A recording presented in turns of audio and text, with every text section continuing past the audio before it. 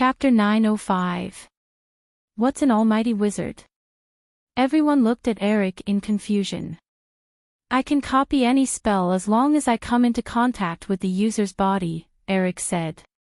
Any spell? Everyone exclaimed and looked at Eric in disbelief. Not all. For example, I can't copy bloodline spells, Eric said.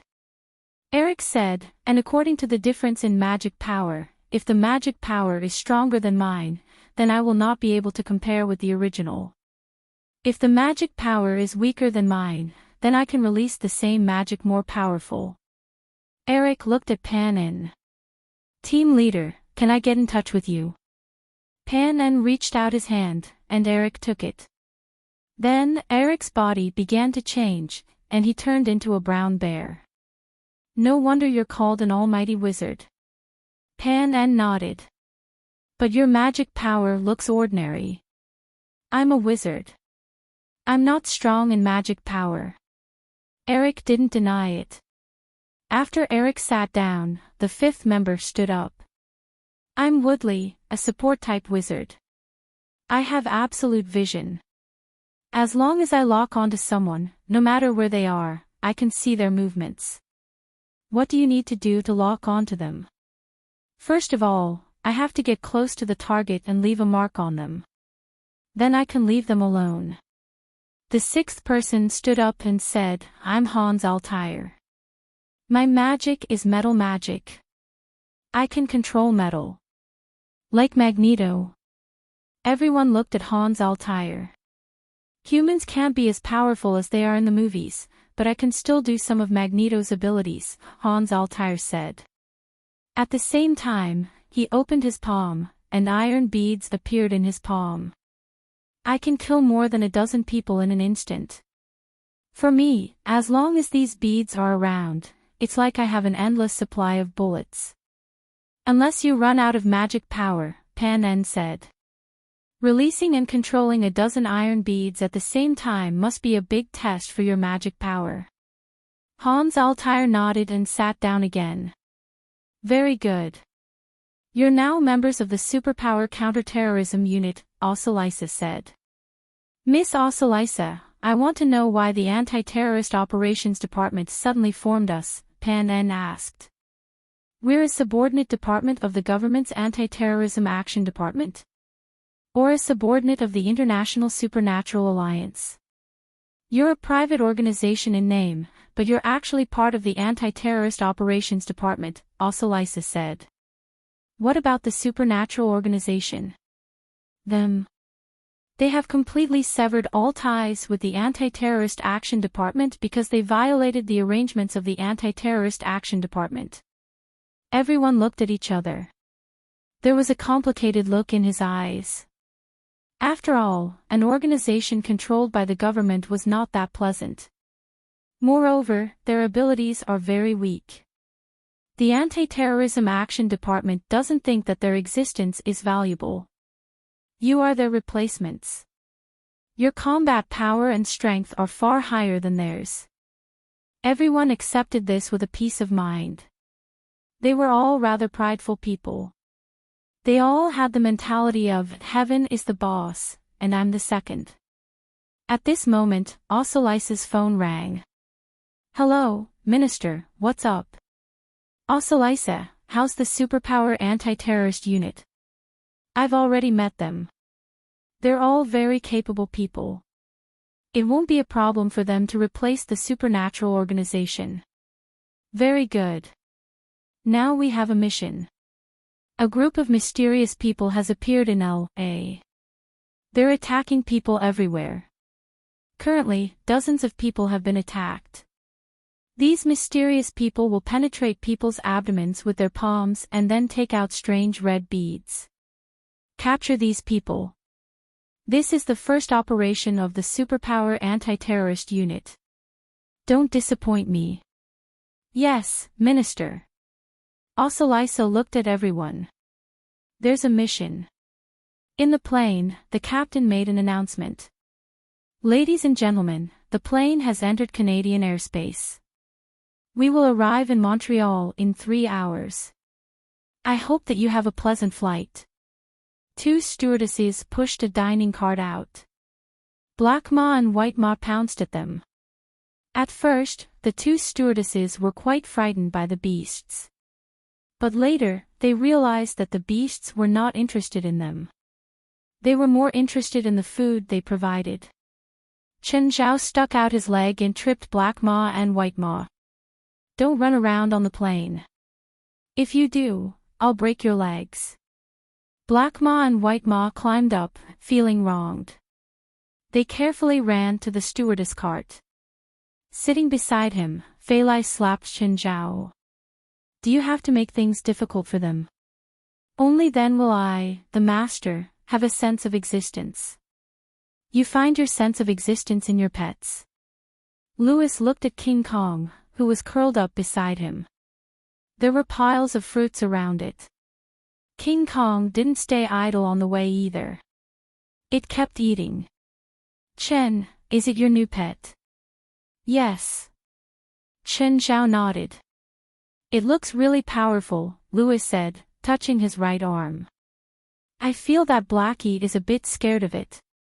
Under normal circumstances, it should be the second strongest, Chen Zhao said. King Kong's original body had been summoned to the human world. Under normal circumstances, it would definitely be stronger than the projections of other demons. However, it was still weaker than Amon. Amon was just a projection, but even so, it was still the strongest. After everyone got off the plane, a gust of cold air hit them. Although they were mentally prepared, they were still caught off guard by the chill. Chen Zhao was probably the only one who wasn't affected. Carrie, on the other hand, was even stronger. She liked the climate here more than anyone else. Abitos, on the other hand, disliked the demons here the most. He was a fire dragon. He didn't like any cold. If it was in hell, a place's climate could affect a fire dragon. Then, the fire dragon would ignite the entire area and change the climate. The princess's family was more able to accept it. The brown bear's original living environment was similar to this kind of place. There were fewer brown bears in California because the temperature here was warmer. Brown bears preferred colder areas. After leaving the airport, the car waiting for them was already ready. Let's go. I've already arranged a hotel for you. Don't tell me you're staying next to us. No. Louis shook his head. That's more like it. Chen Zhao didn't like a third wheel beside him. Chapter 906. Of course, Chen Zhao's worries were unnecessary. After arriving in Montreal, Louis went to do his own things. After resting in the hotel for a night, Jerlin had basically gotten used to Montreal's temperature the next day. The sun was bright and the temperature had risen slightly. It should be above 0 degrees Celsius. Chen, I heard there's a Chinatown here, Fei Lai asked. Do you want to go there today? Because she loved Chen Zhao, she was very interested in studying China's culture.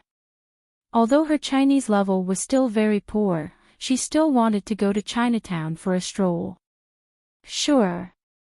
Chen Zhao had never been to Chinatown abroad.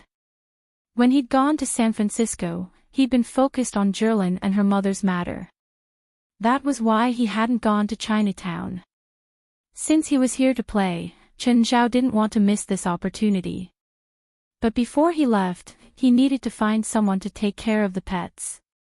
In the end, he spent $2,000 to find a trainer who used to work at the zoo. At first, the trainer was very confident, but when he saw Chen Zhao's pets, he was still shocked. Fortunately, this beast tamer's mental fortitude was quite good. At least he knew how to observe beasts. After confirming that there was no danger, he still accepted the temporary job. Montreal's China City was very big. Fei Lai bought many Chinese handicrafts in Chinatown. However, Chen Zhao could tell that most of them were produced by an assembly line. Of course, Fei Lai was enjoying it, so Chen Zhao didn't bother to correct her. It was fine as long as she was happy. Fei Lai stopped in front of a musical instrument shop. Pointing at a zither, she asked, "Chen, is that a musical instrument?" "Yes. It looks beautiful. Let's buy it and put it in the living room, okay?" "Sure." Chen Zhao didn't know how to play, but the zither looked beautiful. This guzheng was very big, longer than a normal guzheng. Normal zither were about 163 centimeters long, but this one was probably 180 centimeters long. Chen Zhao and Fei Lai entered the musical instrument shop. It sold all ancient Chinese musical instruments. The owner was a middle-aged man with a goatee. "Hi, how much is this zither?" Chen Zhao asked in English. The middle-aged man had yellow skin, but Chen Zhao didn't know if he knew Chinese. Furthermore, Montreal had two official languages, the French and English regions. "Do you know how to play?" the middle-aged man asked in Mandarin. "I don't understand." Chen Zhao wondered if he had met someone who said, "Don't buy something you don't understand." "Then what did you buy it for?" "Leave it as a decoration in the living room. This guzheng is expensive and it's old, so it's not suitable to be used as a decoration. I have to wipe it with an oilcloth every month. If you buy this guzheng, you're asking for trouble. The loss outweighs the gain. If you want to use it as a decoration, I can recommend you a few slightly cheaper ones. Although they're machine processed, they're all qualified, and the shape and decoration are very beautiful." "What's the price?" Chen Zhao still didn't give up. Since Fei Lai liked the zither at first sight, as long as it wasn't a few $100,000, Chen Zhao felt that he could buy it. $12,000. "Are you sure you want to buy it?" the middle-aged man asked. "Yes, can you pack it for me?" Chen Zhao asked. It was rare for Chen Zhao to be so forthright as to buy something without even talking about the price. "Papa." "Aw." Jerlin wanted to get off the ground. Because of the low temperature, Jerlin was wrapped up like a meat dumpling. Chen Zhao put Jerlin on the ground, and she went straight for the guzheng lying in the middle of the living room. Chen Zhao reached out and patted the strings of the guzheng. He hurriedly stopped Jerlin. It wasn't that he was afraid that she would break the guzheng, but that the guzheng strings were very sharp. He didn't want to hurt Jerlin. The little angel beside little Jerlin stopped on the strings of the zither. "Your daughter?" the middle-aged man asked. "Yes. She seems to like it. If she's willing to learn in the future, I'll help her find a teacher," Chen Zhao said, smiling.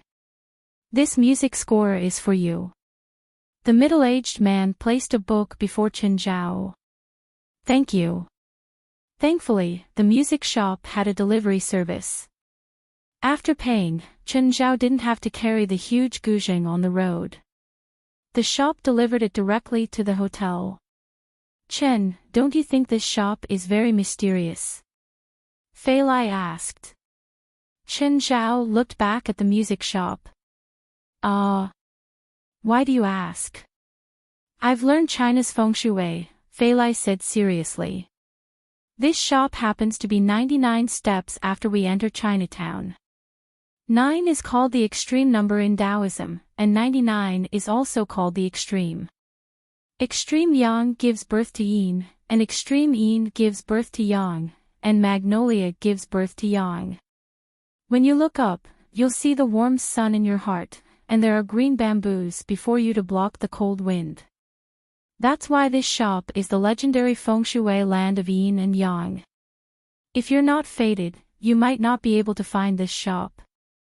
I also fell in love with this guzheng at first sight, so I think this is the guidance of fate. Fei Lai, let's read some proper books in the future, okay? You're saying that I'm not reading proper books?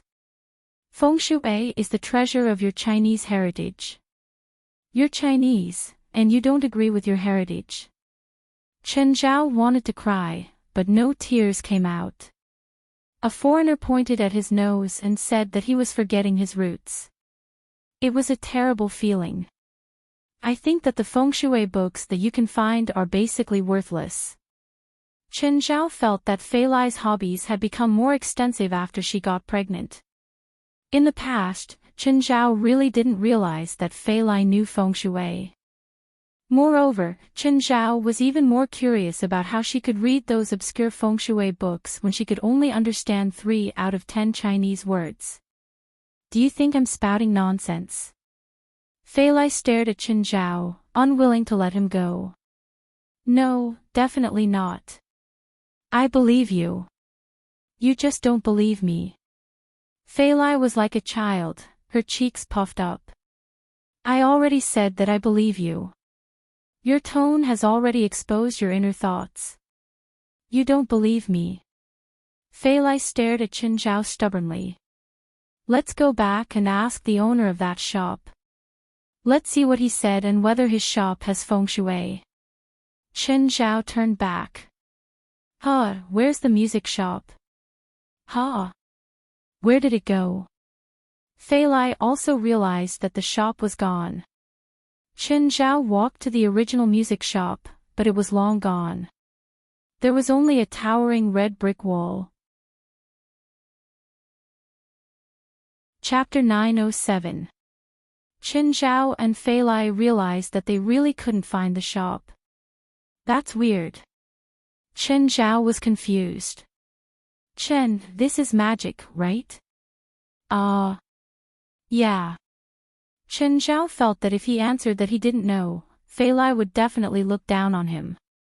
So, he forced himself to answer yes. Can we find that music store again? We'll meet again if we're fated. If not, we can't force it. But if the zither we bought is broken, who can we find? When they returned to the hotel, the staff told them that they had stored their goods. It was the zither that had been deposited with them. The zither's origin was unknown and the shop owner was very mysterious. However, Chen Zhao didn't feel any malice. Little Angel didn't feel any danger or malice from the zither. Also, Jerlin and Fei Lai liked the zither very much. Don't think that they don't know anything. Actually, one's intuition was very sharp. On the other hand, the second choice would be different. In Santa Monica Park, the members of the Superpower Anti-Terror team had gathered. There were many tourists here, so they hadn't found the target yet. 100 meters to your left, there's a man wearing a felt hat and a trench coat. He's the target, Ossolice's voice sounded in the earpiece. Ossolice's voice came through the headset. At this moment, Ossolice was commanding the car and providing them with information. There are too many tourists here, Pan En said. It's not convenient to attack here. But if we don't attack now, Han said. Once he sneaks into the crowd, it'll be hard to find him. I'm confident that I can kill him instantly. Hans was very confident, but Pan En still shook his head. No, we don't know anything about his abilities right now. Let me do it, Woodley said. I'll go and leave a mark on him. Won't we be discovered? No one can discover my mark, Woodley said. It's not an offensive spell. All right then. Be careful. Woodley nodded and walked toward the man in the trench coat. When he was about 10 meters away from the man in the trench coat, Woodley changed his direction and turned back. Why aren't you attacking? Pan En asked, frowning. It's done. It's done. That's right. Now that I've obtained his absolute vision, he can't escape my eyes no matter where he goes. Woodley said, you guys don't have to keep staring at him. It'll be easier for him to notice you guys. He's starting to move. He's gotten into a car. Come on, let's get in the car too. Don't follow so closely. Trust me, he can't escape, Woodley said. Turn right at the intersection ahead. Everyone realized that it was indeed much more convenient with Woodley around. He didn't have to worry about losing his target. The Superpower Anti-Terror team followed them all the way to the suburbs. We can catch up now. Woodley said, "Hey, he's carrying a box." Another person dressed like him has appeared. Before Woodley could say anything, everyone in the car had already seen the two people in front. "Just ram into it," Panan said. "Leader, let me borrow your magic," Eric said. Panjen reached out and touched Eric's hand. The moment the car crashed into them, one of them didn't dodge in time and was sent flying by the front of the car. The other one was carrying a black suitcase and quickly jumped to the side. Panjen and Eric transformed at the same time. One turned into a brown bear, and the other into a cheetah. The person carrying the black suitcase turned and ran. Eric, who had transformed into a cheetah, quickly pounced on the person. But the man in the trench coat turned around and kicked Eric, sending him flying. Just then, there was a tearing sound in the air.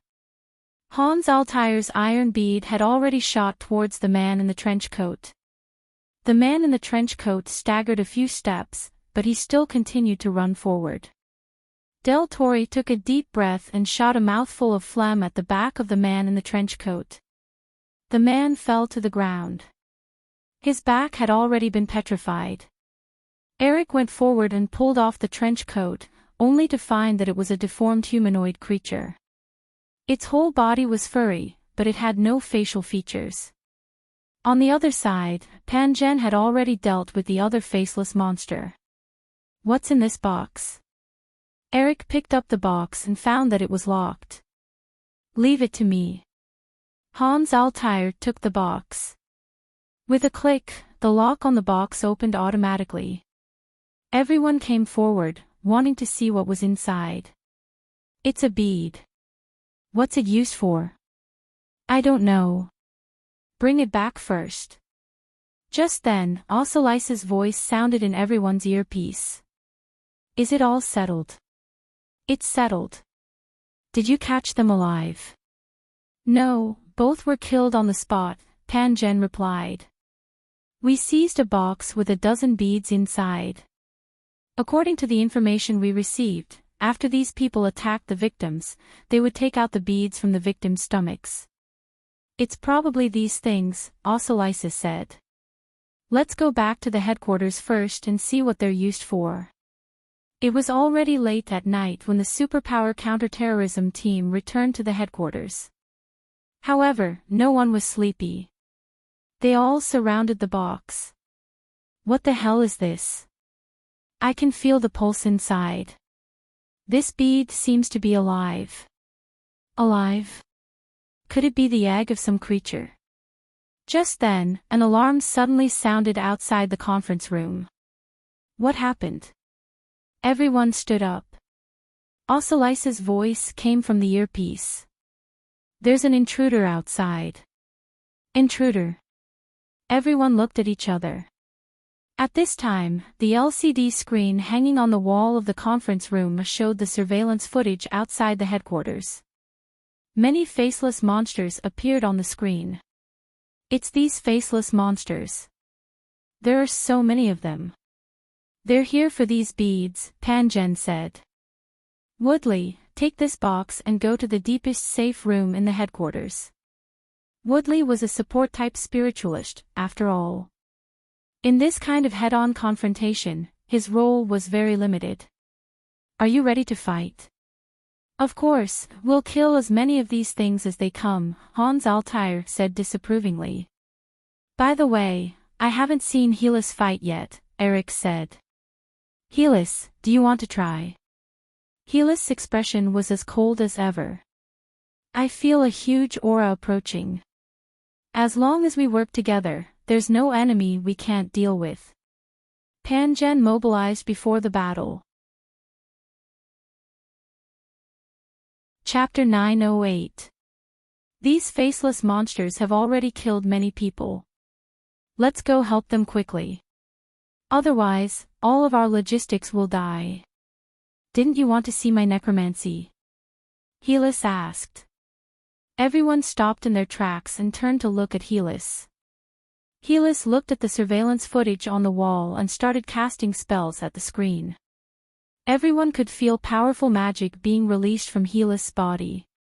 On the screen, the logisticians who had died actually stood up again. Then, they started attacking the faceless monsters.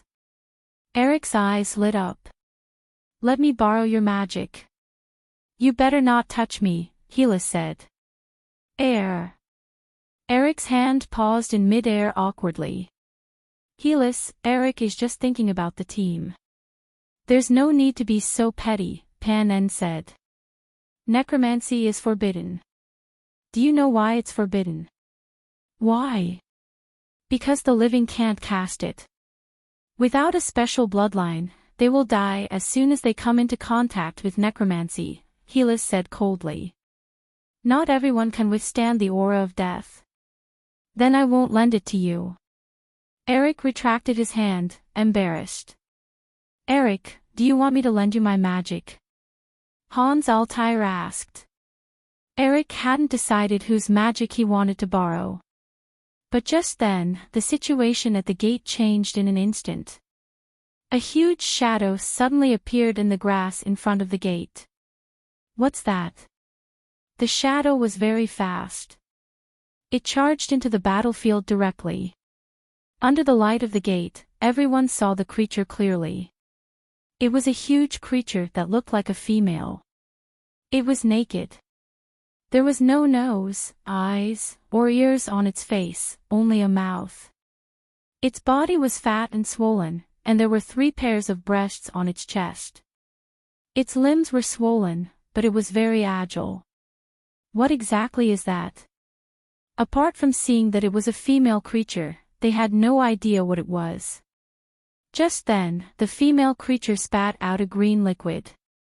Be it its subordinates, the resurrected corpses, or the logisticians who were stubbornly resisting the invaders, they all came into contact with the green liquid. All the creatures that came into contact with the green liquid were mutating, including its subordinates. When its hands came into contact with the green liquid, they began to mutate. The windbreakers on their bodies began to tear, and then they turned into giant furry monsters with only a mouth and no other facial organs. The resurrected corpses had turned into crawlers with an extra tail and a split in the middle of their heads that looked like a mouth. They might not be the strongest, but their appearance was the most terrifying. They looked like the ghouls in the movies. Their limbs were like the legs of a table, and they began to crawl around. There were also those who used to be logistics personnel. After coming into contact with the green liquid, they actually became new faceless monsters. "Shoo shoo," the gigantic broodmother let out a strange cry. The trolls, crawlers and faceless monsters all surged into the tunnel of the base. Everyone's faces turned extremely ugly. "Ocelise, call for backup."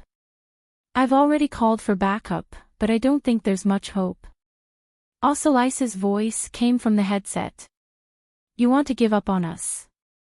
Panan's expression became extremely ugly. "I'm also in the base. Do you think I won't call for backup? Or do you think I'm not afraid of death? Then why? Who do you think can help us?" Ocelise asked in return.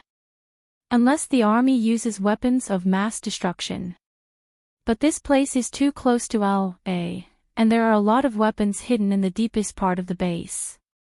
There's no way they'll use weapons of mass destruction." Ocelise paused for a moment before continuing. "The other one is the Anti-Terrorist Operations Department. The Anti-Terrorist Operations Department doesn't have the ability to deal with these monsters. You were originally formed to deal with these monsters. Then what do we do?" "Fight," Ocelise said. "Also, if the members of the supernatural organization are willing to help, we might have a chance to survive." Boom, boom, outside the conference room, there was a violent roar. The monsters had already reached here. "Director, these monsters are very dangerous. They can also infect ordinary people and turn them into faceless monsters."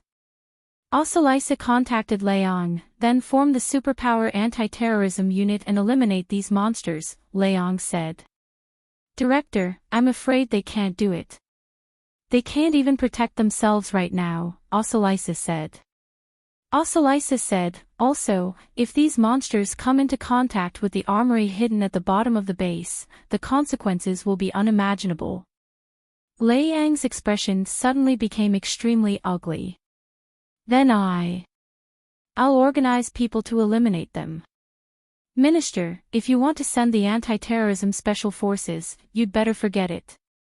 Once they come into contact with the mutated venom released by the Matrix, they will become the monster's companions.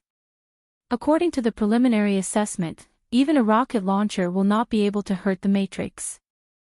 Unless weapons of greater destruction are used, it will be difficult to cause any damage to the Matrix. The anti-terrorism special forces can't fight this kind of monster. So you're saying that we can't deal with this monster at all?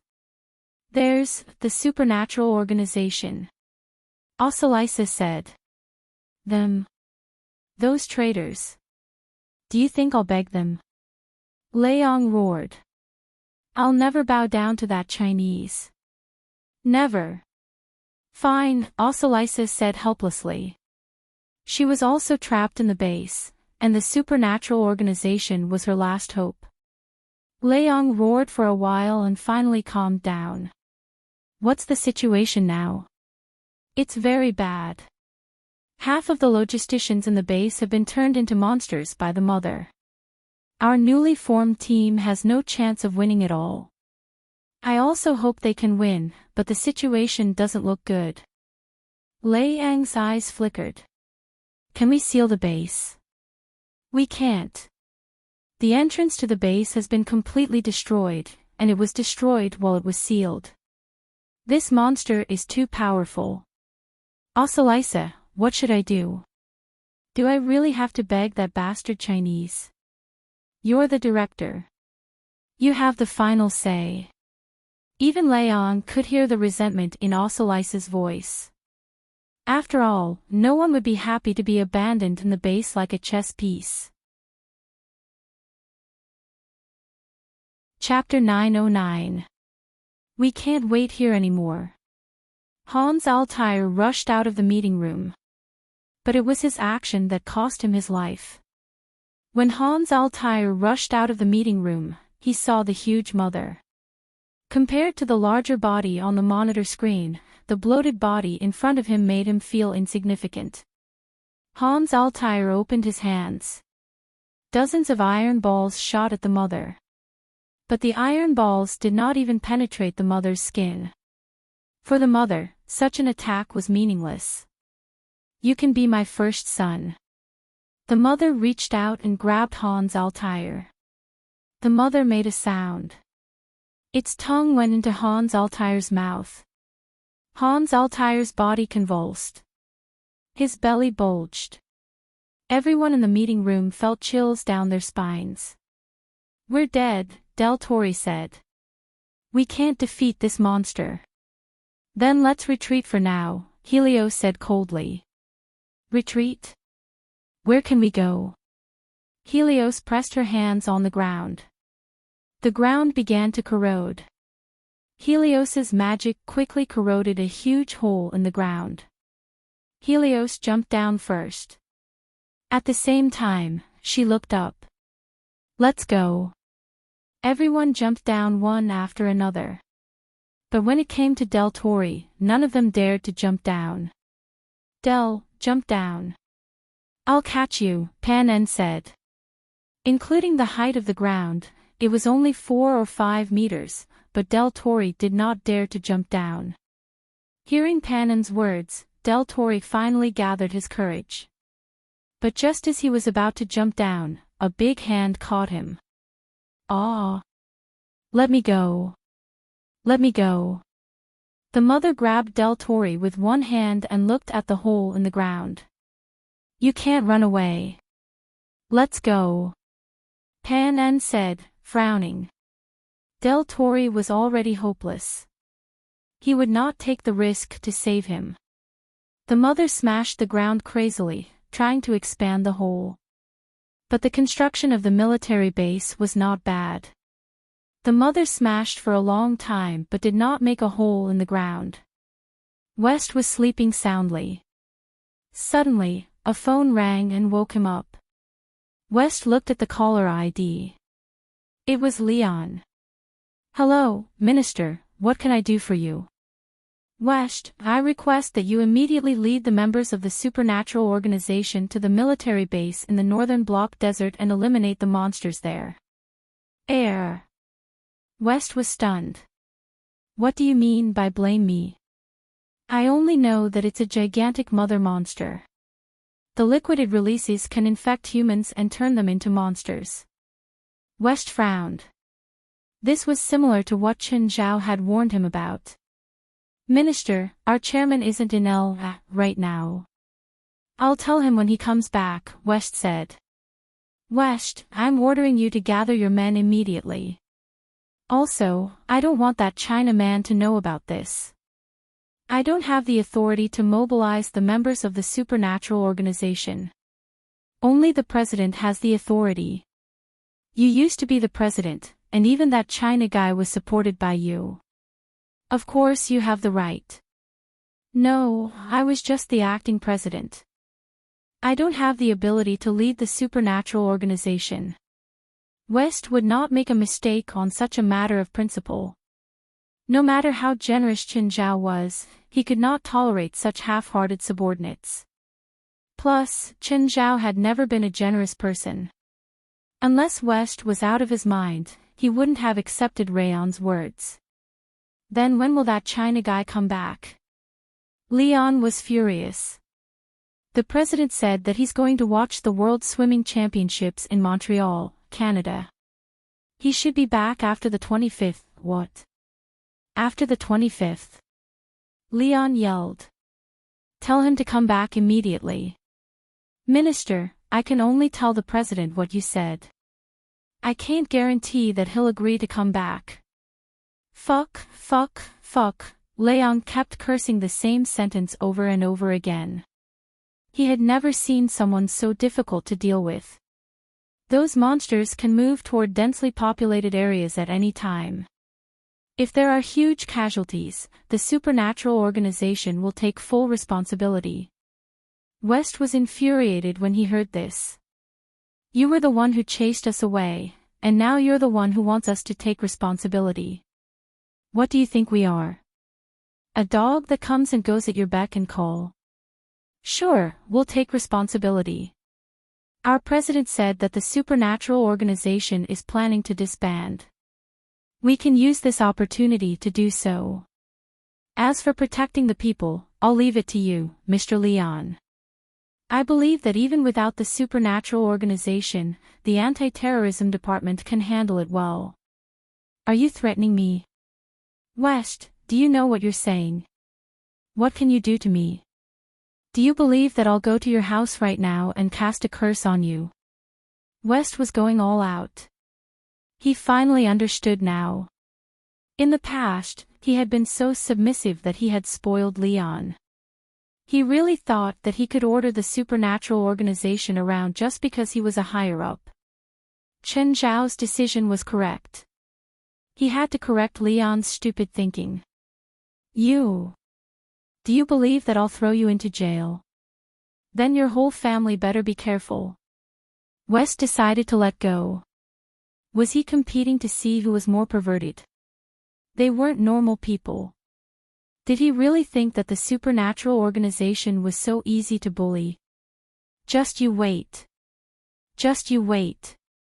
Leon hung up angrily. However, after thinking for a long time, he still couldn't think of a solution. Was he really going to fight against a group of wizards with all kinds of weird tricks? The risk was too high. Moreover, West had dragged his family into this and threatened them.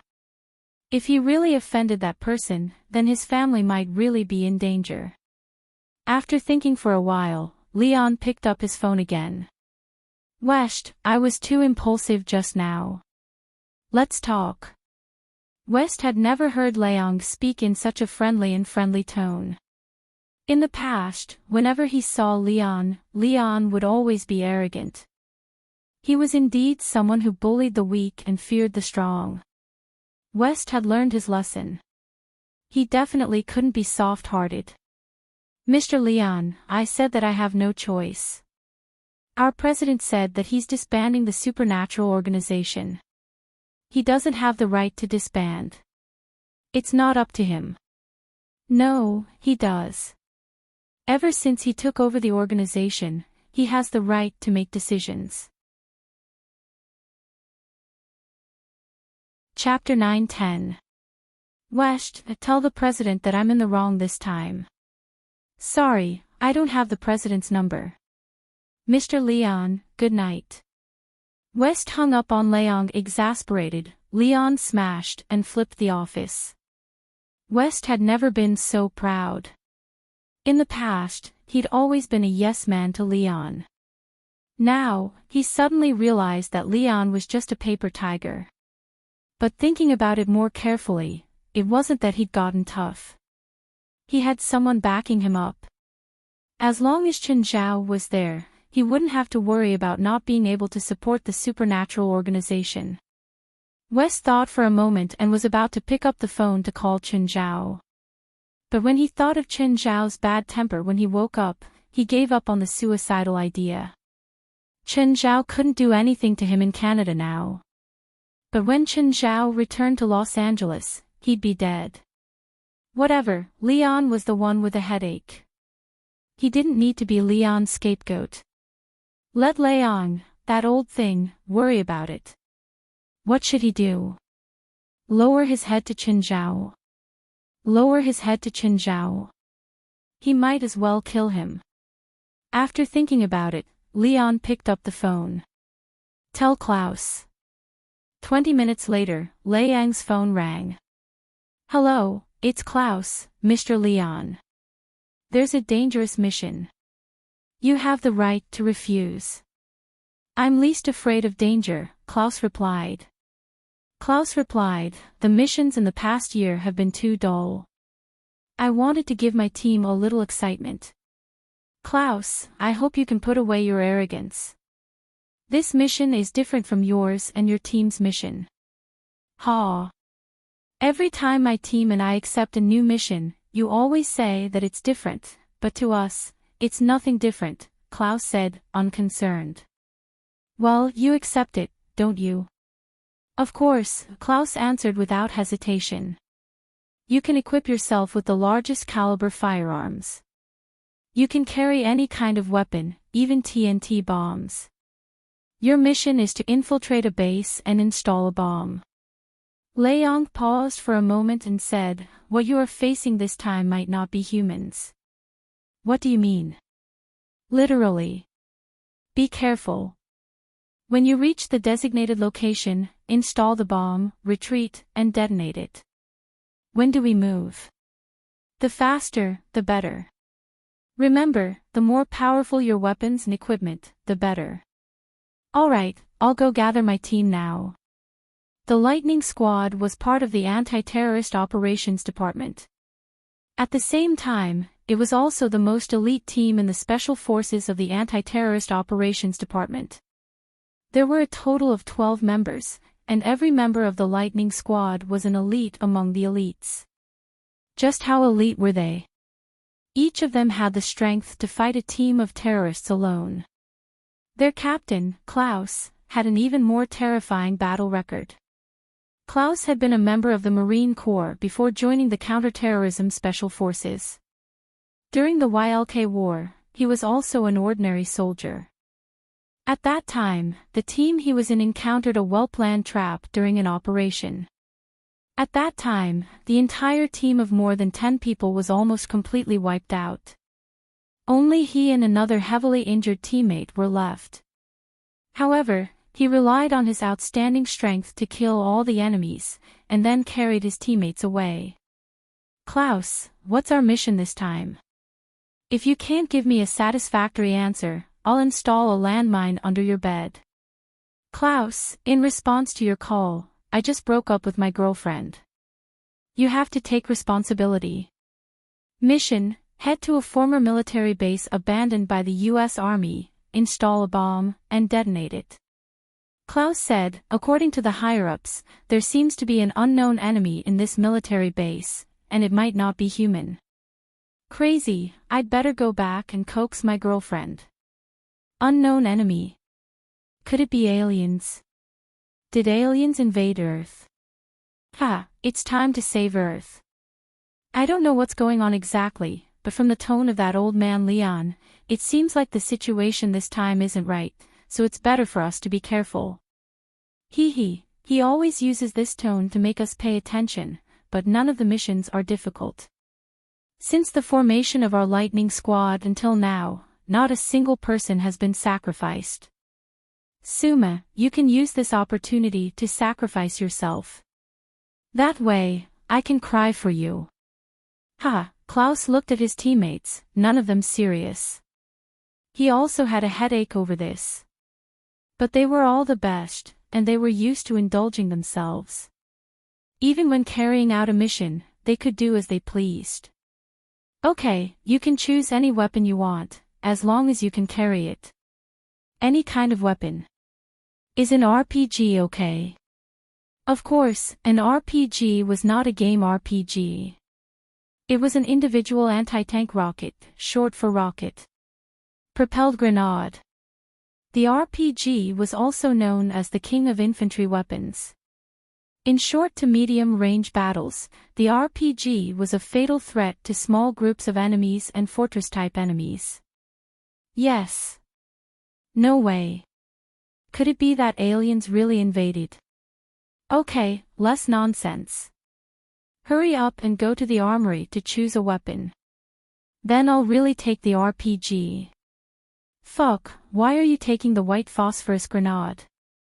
This thing is too dangerous. The power of the white phosphorus grenade might be a lot weaker than many weapons of mass destruction, but in terms of cruelty, the white phosphorus grenade surpassed them. After all, to be listed as a forbidden weapon in the International Convention, none of them were easy to deal with. When the white phosphorus grenade exploded, it would release a large amount of white smoke. And as long as one's skin came into contact with the white phosphorus, it would burn crazily on the skin until it burned through the flesh, all the way to the bones. The white phosphorus grenade was known as the White Hellfire, and it was not an undeserved reputation. Not only was this thing hated by the enemy, but the user was also very dangerous, so it was not without reason that it was listed as a forbidden weapon. You're still talking about me, your 10 clips are all empty bullets. Another forbidden weapon, empty bullets were probably the cruelest bullets, because the bullet head was like a flower petal. When it hit a person's body, the force would be completely released in the person's body, as if there was a meat grinder inside the body. If it hit the thigh, there would be no need for amputation. If it hit the main part of the body, the death rate was 100%. Klaus' cheeks twitched. Although Leon said that any weapon could be used. But if it was exposed that they were using forbidden weapons, it would definitely be big trouble. These bastards really did not know how to restrain themselves. Thinking of this, Klaus picked up the portable thermostatic grenade launcher. Chapter 9-11. Let's go here. Team Lightning arrived outside the base. A few hours ago, there should have been a huge battle here. The smell of gunpowder still lingers in the air. But why are there no corpses? Did you find any enemies? Klaus asked. No, the thermal sensors did not detect any heat source. Let's go in. Klaus gave the order. Although their footsteps were hurried, they entered the base in an orderly manner. The base was brightly lit and there were bloodstains on the ground and walls. There were also some potholes caused by bombs and bullets. However, there were no corpses. The long and narrow passageway was so silent that it made one shudder. Everyone took off their night vision goggles. This is completely different from the previous missions. What a bright environment. Other than a few broken overhead lights, most of the passageway was very bright. Both sides of the passageway were filled with transparent glass rooms. It looked like an office area. Klaus raised his head to look at both sides. Then, he took out his pistol and fired off the surveillance camera above his head. Is there any response from the thermal sensors? No. Klaus waved his hand. Let's go, hurry up. They had been moving very carefully. After walking for a while, a path without lights appeared before them. At that moment, they suddenly heard the sound of footsteps coming from the front. Klaus waved his hand. Although Team Lightning usually appeared to be frivolous, they were able to execute orders in an instant. Everyone stopped. The three people in front pointed their machine guns forward. At the same time, the overhead lights began to flicker, emitting an extremely unstable voltage sound. There seemed to be a person standing in the darkness before them. Come out! Come out! Immediately! Klaus shouted at the person in the darkness. The others raised their weapons and aimed them at the voice. The person slowly walked out from the darkness. His head was tilted and his entire body was covered in blood. His eyes were white and the sides of his mouth were split open. Blood was still dripping down. His entire face revealed a very strange smile. The person's footsteps were unsteady and there were slight spasms. What's wrong with this person? Did he take too many drugs? Ha, can you be like this after taking drugs? This person was none other than Hans Altair. However, at that moment, he was no longer himself. Just then, Hans Altair suddenly bent over and vomited. A large amount of liquid came out. Disgusting. Everyone covered their noses and stepped back.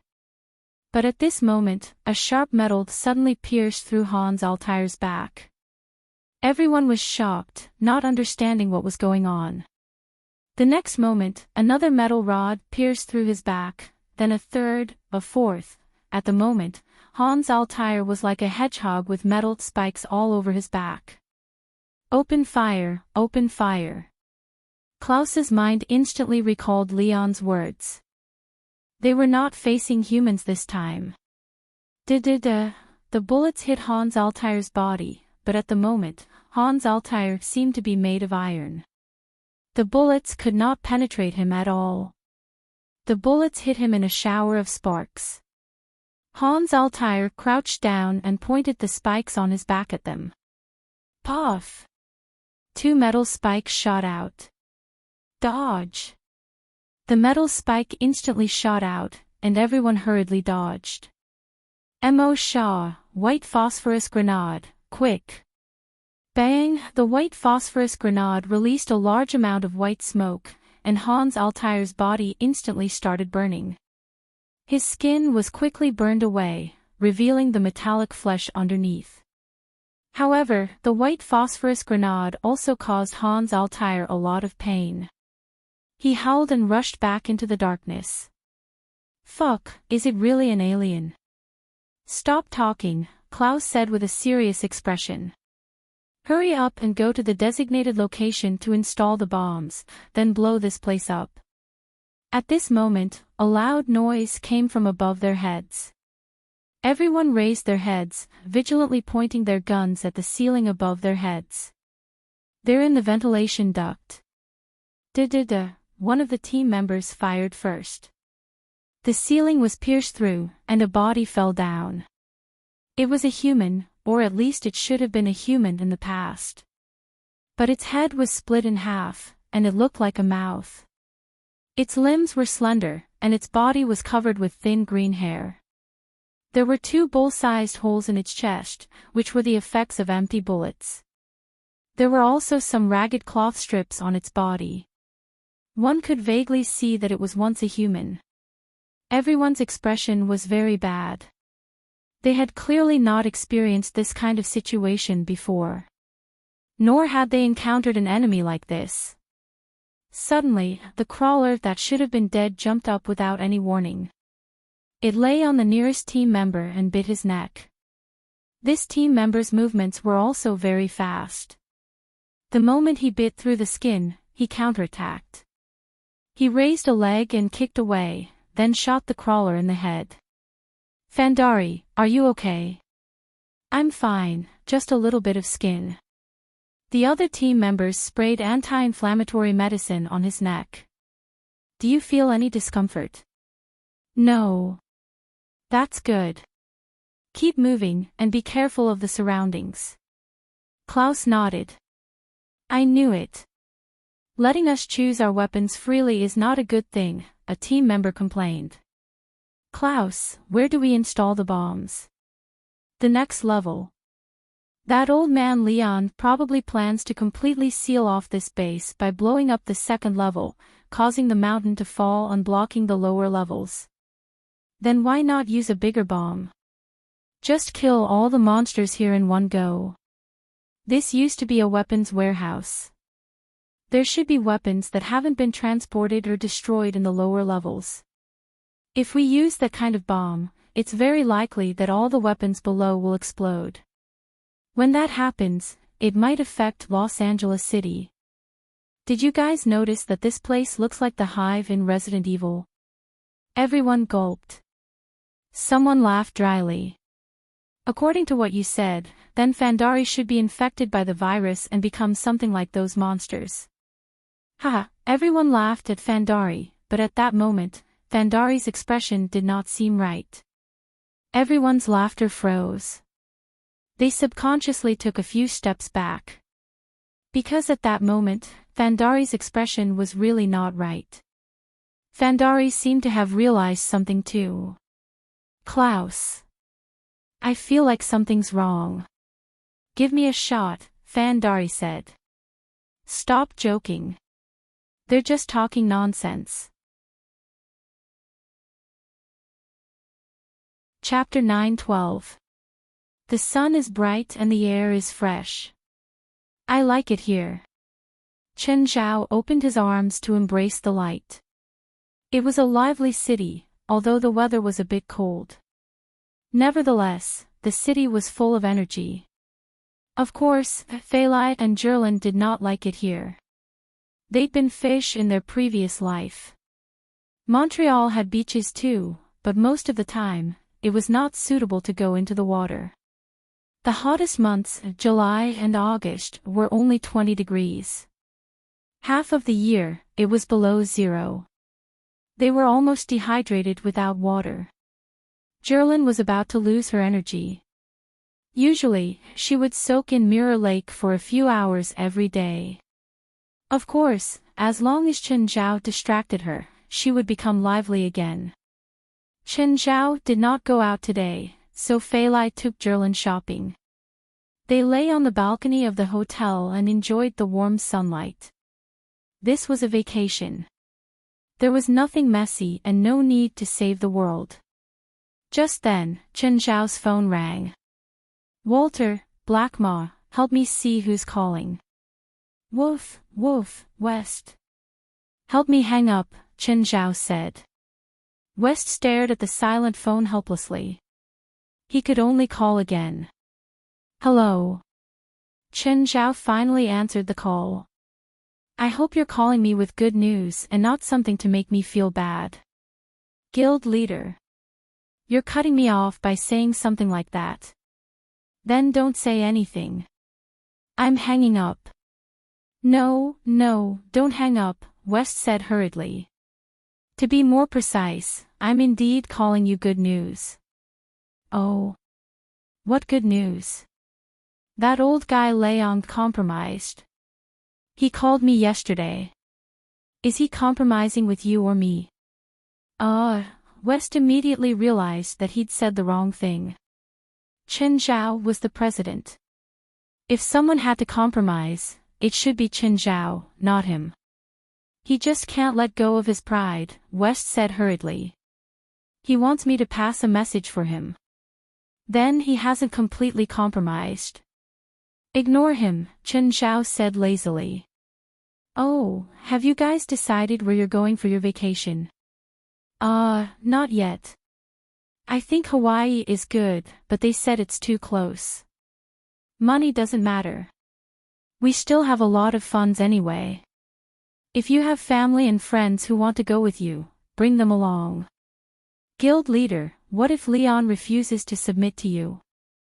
Do you really want to dissolve the association? We won't disband, Chen Zhao said calmly. At most, we'll find a financial backer, a sponsor. All right then, I won't bother you anymore. West hung up the phone. Leong hadn't slept for the whole night. After the lightning team entered the base, there was no news of them. Leong could roughly confirm that the lightning squad had been completely annihilated. And the situation was starting to get complicated. If the thing inside came out, the entire city of Los Angeles would be in danger. Once that happened, it would be the end of his career as the head of the Anti-Terrorist Action Department. What to do? Was he really going to bow down to that Chinese? Most importantly, did he and his supernatural organization really have the ability to solve this problem? Leong had no confidence at all. Forget it, since I've already lowered my head to West. It was not impossible for him to bow his head to that Chinaman again. As long as he could solve this problem and keep his position, he didn't mind kowtowing to West. Leong finally made up his mind. He called Chen Zhao. Mr. Chen. I don't buy insurance or health supplements. Thank you. With that, Chen Zhao hung up without giving the other a chance to speak. This asterisk shoal. He definitely did it on purpose. He definitely did it on purpose. Leong angrily smashed the phone again. After venting, Leong suppressed his anger and called Chen Zhao again. Didn't I say that I don't buy insurance? I'm not interested no matter what you sell me. Mr. Chen, I'm not a salesman. Oh. You're from a bank. I don't buy financial products either. I'm not from a bank either. Oh, I know. You're Dell. I'm not, wait. Let me guess who you are. I've guessed it. Rasfa, right? No. Ethan. No. Louis. Chen, did you call me? Louis poked his head in. Chen Zhao waved his hand and continued teasing Leong. Mr. Chen, I don't want to waste time with you. Tell me, what do you want? What do you mean, what do I want? Do I know you that well? Chen Zhao said, pursing his lips. I can let bygones be bygones. If you offended me, please don't let bygones be bygones. It's all my fault. Sorry, bye. Chen Zhao didn't want to hear more. He hung up directly. It wasn't hard to imagine how terrible Leong's expression was right now. Calling Chen Zhao again, Leong said as quickly as he could, Mr. Chen, I'm sorry. I take back what I said before. I need you. Didn't you say you don't need me? Don't need the supernatural organization. What do you want? Attitude. You have to have the right attitude. There's a saying in China, stand firm when you're beaten. Admit your mistakes. Mr. Chen, I hope that the Supernatural Organization and the Anti-Terrorist Operations Department can resume their close relationship. First, I need to correct two of your mistakes. First, the Supernatural Organization and the Anti-Terrorist Operations Department have never been close. Second, have you ever heard of spilled water? Mr. Chen, I'm very sincere. Sincere? Sorry, I don't see any sincerity. Also, I've found a sponsor. He's very generous. He's already given us 10 million. From now on, the Supernatural Organization will be his personal thugs. How can we do that? After all, we need to eat too. You don't know how tight our funds are. I'll give you 15 million per year. No. You gave us 15 million, but we still have to give 10 million back to the sponsor. The remaining 5 million isn't enough. 20 million. We'll talk when it's in. Hearing that Leong would give them 20 million, Chen Zhao's expression changed immediately. Mr. Chen, I can't give it to you now. The Anti-Terrorist Operations Department also needs to wait for the National Defense Funds. We have to wait until January next year at the latest. Oh, I see. That's great. The supernatural organization is on vacation too. We can talk again in January next year. Leong was about to turn into a Spartan. He'd never seen someone so shameless. I'll go get the money for you now. Chen Zhao knew that the Anti-Terrorist Operations Department had always been the department with the most funds. Every government department in America was tight on funds. Only the Anti-Terrorist Operations Department never lacked funds. Because America often offended others, they had to be wary of them. Oh, by the way, our association's headquarters was attacked recently, causing it to be razed to the ground, so we still need some money to rebuild it. Chapter 9:13. Suddenly, West received a message on his phone. Your account, 542*****, has received a transfer of $25 million. West was dumbfounded. Where did the money come from? West opened his bank account and checked. It was the money from the Anti-Terrorist Operations Department. But what the hell was this $25 million? Was Leon trying to bribe him with this money? If it was for him, he would take the risk and try to persuade Chen Zhao again. Just then, Chen Zhao's phone rang. West, did you receive the money? Guild leader, did that old man Leon apologize to you? Yes. But why $25 million? Oh, our annual budget will be $20 million. $5 million of it will be for the maintenance of our headquarters. West was speechless. It was Chen Zhao's fault, but in the end, the Anti-Terrorist Operations Department still had to clean up after him. Gather everyone and block the entrance. If anything comes out, kill it. Don't go in recklessly. Wait for me to come back. President, when will you come back? The day after the 25th, huh? What?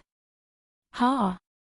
My student has a swimming competition in Montreal the day after tomorrow. He's my student.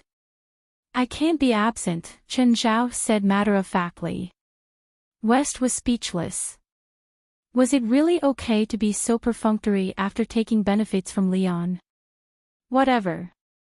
You're the boss. You call the shots. Oh, after this year's last mission, our members' year-end bonuses will be doubled. President is wise. At the moment, Pan, Heartwarming, and Eric were trapped in the food storage warehouse. The only thing they didn't have to worry about was food. There was enough for them to eat until the end of time. But what really made them despair was that the entire base was already controlled by the Monster Queen. It was as if they were trapped on an isolated island, completely cut off from the outside world. They didn't know when the warehouse would be breached. The door of the warehouse was sturdy, but it wasn't indestructible. We can't stay here, Pan said. What can we do if we don't stay here? Fight our way out. Heartwarming was as cold as ever. This is the only way. Pan said, judging from the state of the Monster Queen, it should be able to continuously infect and assimilate to create more monsters. Right now, the number of monsters is only the logistics personnel of our superpower anti-terror team. However, once the Queen starts to kidnap people, the number of monsters will increase until it reaches a saturation state. Finally, it will start to expand outwards. At that time, we will completely lose our chance. We can only take advantage of the fact that the number of monsters has not reached its limit. We still have a chance of survival. There are 6 monsters, 20 crawlers, and 10 faceless monsters out there. Are you sure we're not committing suicide by rushing out? Harriet asked coldly.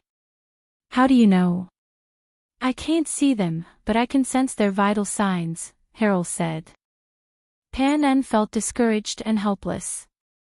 At the same time, the reason why the Matrix did not care about Pan N and the other two hiding in the food storage warehouse was because it had more important things to do.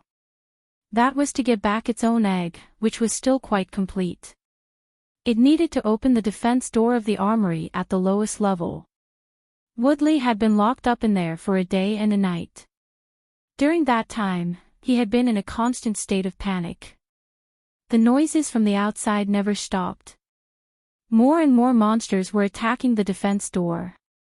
In the end, this defensive door was unable to withstand the attacks of these monsters, and the disc-shaped defensive door collapsed with a loud bang. The Matrix could not enter the armory, but the troll's body could. However, Woodley had already killed himself. If he had to die in the hands of these monsters, he would rather commit suicide.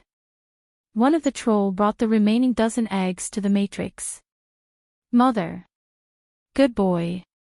The mother stretched out its hand and stuffed the monster into its mouth, along with the dozen or so eggs into its body. The Matrix's feet began to degenerate, followed by its arms. The Matrix's bloated body fell to the ground, moaning in pain. The monsters have retreated, Harold said. Retreated? You mean they've all left? No, not retreated, they've left the door, Harold said. Wait, let me use life detection to check. Harold closed her eyes and began to use magic. Not long after, Keela suddenly opened her eyes. Eric and Payne had thought that Harold would not have any other expression. But at this moment, they saw fear on Harold's face. Harold, what did you see? The mother is evolving. It has obtained the dozen eggs. What about Woodley? Dead, Harold said. All the monsters are gathered on the 5th and 6th floors. They are protecting the mother, said Helios. So we can go out. We can't. The outside is covered in green liquid left by the monsters, Harold said. As long as we come into contact with the green liquid, we'll be infected and transformed. So we still can't go. The green liquid contains vitality. It should be some kind of voodoo magic. I can corrupt it, Harold said. But it will take some time. How long? At least 2 days, Harold said. 2 days. If the Matrix hatches successfully, we'll be dead, Eric said. The Matrix is already so scary before it evolves. If it completes the transformation, I'm afraid we'll be dead. You can go out now, Harold said. As long as you're not afraid of becoming their kind, I won't stop you. Eric was terrified again. He had no choice. Those monsters were too scary. What do we do now? Open the warehouse door. How can I corrupt the liquid if we don't open it? Now. Open it. Will it be a trap? Payne and Eric were a bit scared. No, I believe in my magic, Harold said coldly. Payne and Eric both turned into giant bears, afraid that a large wave of monsters would attack when they opened the door. Fortunately, their worries were unnecessary. There was no one outside. But the walls of the corridor ahead were all covered in green liquid. Those monsters did not forget to discuss them before they left. Heleth began to corrode the green liquid and released her magic power. Chapter 9:14. West, Gaia, Jolig, Ingalit, Morid, Padalu, Pataya, Giselle, Jolanash, and the evil spirit group led by Pamela. Except for Aduz, they were all gathered at the entrance of the base. They didn't plan to hide, so they casually set up camp at the entrance. But they waited at the entrance for an entire night. Nothing happened. No monsters appeared. Gaia was a violent person. She came here to fight. But now, she was sleeping here, which made her very depressed. I'll go in and take a look, Gaia said. That's not good. Yeah, Gaia, it's too dangerous. Let's wait for Chin. Don't worry. If there's danger, I'll retreat, Gaia said and carried her great sword. Gaia strolled in the base. It was still brightly lit. Except for some obvious battle marks, most of it was well preserved. She walked around the first floor but didn't see anything. Just then, she found a hole in the floor of a conference hall. Without thinking, Gaia jumped into the hole. She walked around the second floor but still didn't see anything. Gaia found the elevator. It was still working. She went straight into the elevator. Just then, Gaia suddenly heard movement at the top of the elevator. She had already taken down her great sword. At the same time, she jumped up and peeled off the vent cover. Gaia didn't see a monster. Instead, she saw a few heavily armed people. "Who are you? Come down." Klaus and the others were all shocked. They thought it was a monster. Unexpectedly, it was a tall woman. "Who are you?" "I'm here to clean up the mess," Gaia said. "Clean up the mess?" Klaus and the others looked at each other. They'd been hiding here for a day and a night. Because they'd suffered heavy losses here, they only had 5 people left. All 5 of them came down from the top of the elevator. Judging from their mental state, they seemed to be in good shape. They'd been hungry for a day and a night. But to them, this wasn't an unacceptable hunger index. They were the elites of the elites. Sometimes, they'd starve for more than 2 days to carry out missions. They knew how to maintain their best stamina. Ding! The elevator stopped at the 5th floor below. "Where is this?" The expressions of Klaus and the others changed drastically. The elevator door opened to reveal a sea of crawlers and faceless monsters. A look of joy appeared on Gaia's face. "We've finally met a monster. You guys go first." With that, Gaia rushed out of the elevator and swung the sword in his hand. The eyes of Klaus and the others were wide open. What a fierce woman. In the face of such monsters, her first reaction was not to flee or to fear, but to charge straight into the group of monsters. However, Klaus and the others did not retreat immediately. Instead, they pointed their guns outside. Of course, they were covering for Gaia. If a monster attacked Gaia from behind, they would attack immediately. In current military operations, the soldiers' training criteria was to not give up on any battle, and not to give up on any teammates who had hope. Klaus and the others were real soldiers, so they wouldn't run away. 3 minutes later, Gaia rushed out of the horde again. But at this time, she was already injured. Gaia rushed into the elevator and said to Klaus, "Take the elevator up." Klaus and the others subconsciously took a step back and pointed their guns at Gaia. "What's wrong?" Gaia looked at Klaus in confusion. "Miss, if you're scratched or bitten by a monster, you'll become one of them," Klaus said without hiding anything. "Oh." Gaia calmly took out a potion and poured it into her mouth. "It's done." "What are you drinking?" "My boss gave me a special potion," Gaia said. "Special potion? There's a special potion?" "Yes." Everyone looked at each other in disbelief. "Miss, which department are you from?" "It's none of your business." The elevator reached the 2nd floor, and Gaia led the way out. The others followed behind. Gaia said, "There's no need to be so cautious. I've checked the 1st and 2nd floors. There aren't any monsters." Under Gaia's lead, everyone walked out of the base. This was the first time they breathed fresh air in a day. They found more than 10 people stationed at the door. West immediately ran over. "Gaia, how is it?" "There's a battle inside." "Who are they?" "I tried. There are a lot of monsters, and they're not weak," Gaia said. "I can't defeat so many monsters alone. Looks like we can only wait for the president to come." West looked at Klaus and the others. "What about them?" Who are they? They're living people I found inside. I haven't asked for their identities yet. We're from the Anti-Terrorist Operations Department.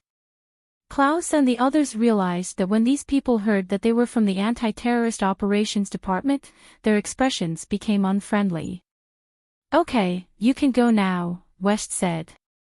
Miss, I want to stay and help you, Klaus said. No, you won't be able to help, Gaia said. No, maybe you don't know enough about the monsters inside, Klaus said seriously. Klaus said seriously, although we don't have a comprehensive understanding of those monsters in battle, at least we've fought them before, so our knowledge is more comprehensive. West looked at Gaia. Gaia pondered for a moment and said, Tell me. If you promise to stay, I'll tell you everything I know. You won't be able to help if you stay, Gaia said. I want to avenge my teammates. Klaus's gaze was serious. Okay, tell me. West still agreed to Klaus's request. You've only met normal crawlers and faceless monsters. There are two other monsters you haven't met, Klaus said. One is a giant monster that evolved from faceless monsters. Their size, strength, and speed are 10 times stronger than faceless monsters. However, there are very few of them. We don't know exactly how many there are. We've only met 3. What else? The second type should be even fewer in number and more unique. I suspect that it's a mutation of people like you, Klaus said. We used a white phosphorus grenade and injured one of them. Chapter 9:15. President, it's a bit troublesome. Tell me the details, Chen Zhao said. At the moment, he was with Fei Lai, who was carrying Jerlin. They were checking tickets to enter the Montreal Swimming Sports Center. West began to talk about the location of the accident. Other than Gaia, who had gone in to investigate once, Moore had gone in again. Of course, he'd gone in with a clone. Guild Master, Moore's doppelganger, has found out that the Queen is still in the incubation stage. However, according to the people we rescued, if we allow the monster to complete its incubation, it will bring about catastrophic consequences. Don't worry, Chen Zhao said, unconcerned. We'll go back tomorrow. President, can't you come back tonight? I'm so tired from rushing through the night, Chen Zhao said. West was speechless. Okay, I'll stop talking. I'm going to watch the competition. More and more people came to the swimming pool. But the first event wasn't the women's 800 meter. It was a celebrity competition. Basically, it was a performance event. Therefore, all the contestants were actually holding back some of their strength. Based on experience, Evely wasn't qualified. But as the champion of the women's 800 meter in this year's World Championship and the first woman to swim under 8 minutes, Evely was very famous. She'd broken the world record of the women's 800 meter freestyle by more than 10 seconds. No matter which country it was, there would be a new wave of god-making when a super athlete like her appeared. As a result, Evely became the favorite of international sports brands. Evely didn't actually rely on this to earn money. Her family was already very rich. But her current income was already very shocking. It was already the income of a superstar. Her family was rich, but being able to earn this without relying on her family was enough to show her achievements. Although the athletes in the performance event held back, they were all top or super athletes, so the competition level was still very high. They were basically at or close to the World Championship level. Finally, it was the women's 800 meter freestyle. When the announcer announced Evely's name, the crowd immediately became excited. Many people had come for Evely. It was obvious how popular Evely was. Evely, go! Chen Zhao stood up with Jerlin on his head. This allowed Evely to capture Chen Zhao's figure more accurately. Plus, it was Evely who had given him the ticket. Evely knew where Chen Zhao was sitting. After seeing Chen Zhao, a smile appeared on Emily's face. When all the athletes were on the platform, the whole place quieted down. Bang! The moment the signal gun was fired, all the athletes entered the water at the same time. Emily was one body's length ahead of the other contestants. She didn't slow down at all. Instead, she maintained a high speed. The announcer's voice was very high because Emily was swimming too fast. Emily, it's Emily. She's already in the lead. Gosh, how fast is she going to swim? We can see Emily speeding up again. Everyone knows that the 800-meter freestyle is a sport that tests one's stamina. Unlike short-distance races, it tests one's explosiveness. Miss Emily is going at this speed. Isn't she afraid of losing stamina? According to the judge's instructions, Emily has already swum 400 meters. Her time is 3 minutes and 30 seconds. This means that she's already broken the world record for the men's 400-meter freestyle. I think Miss Emily should join the men's race.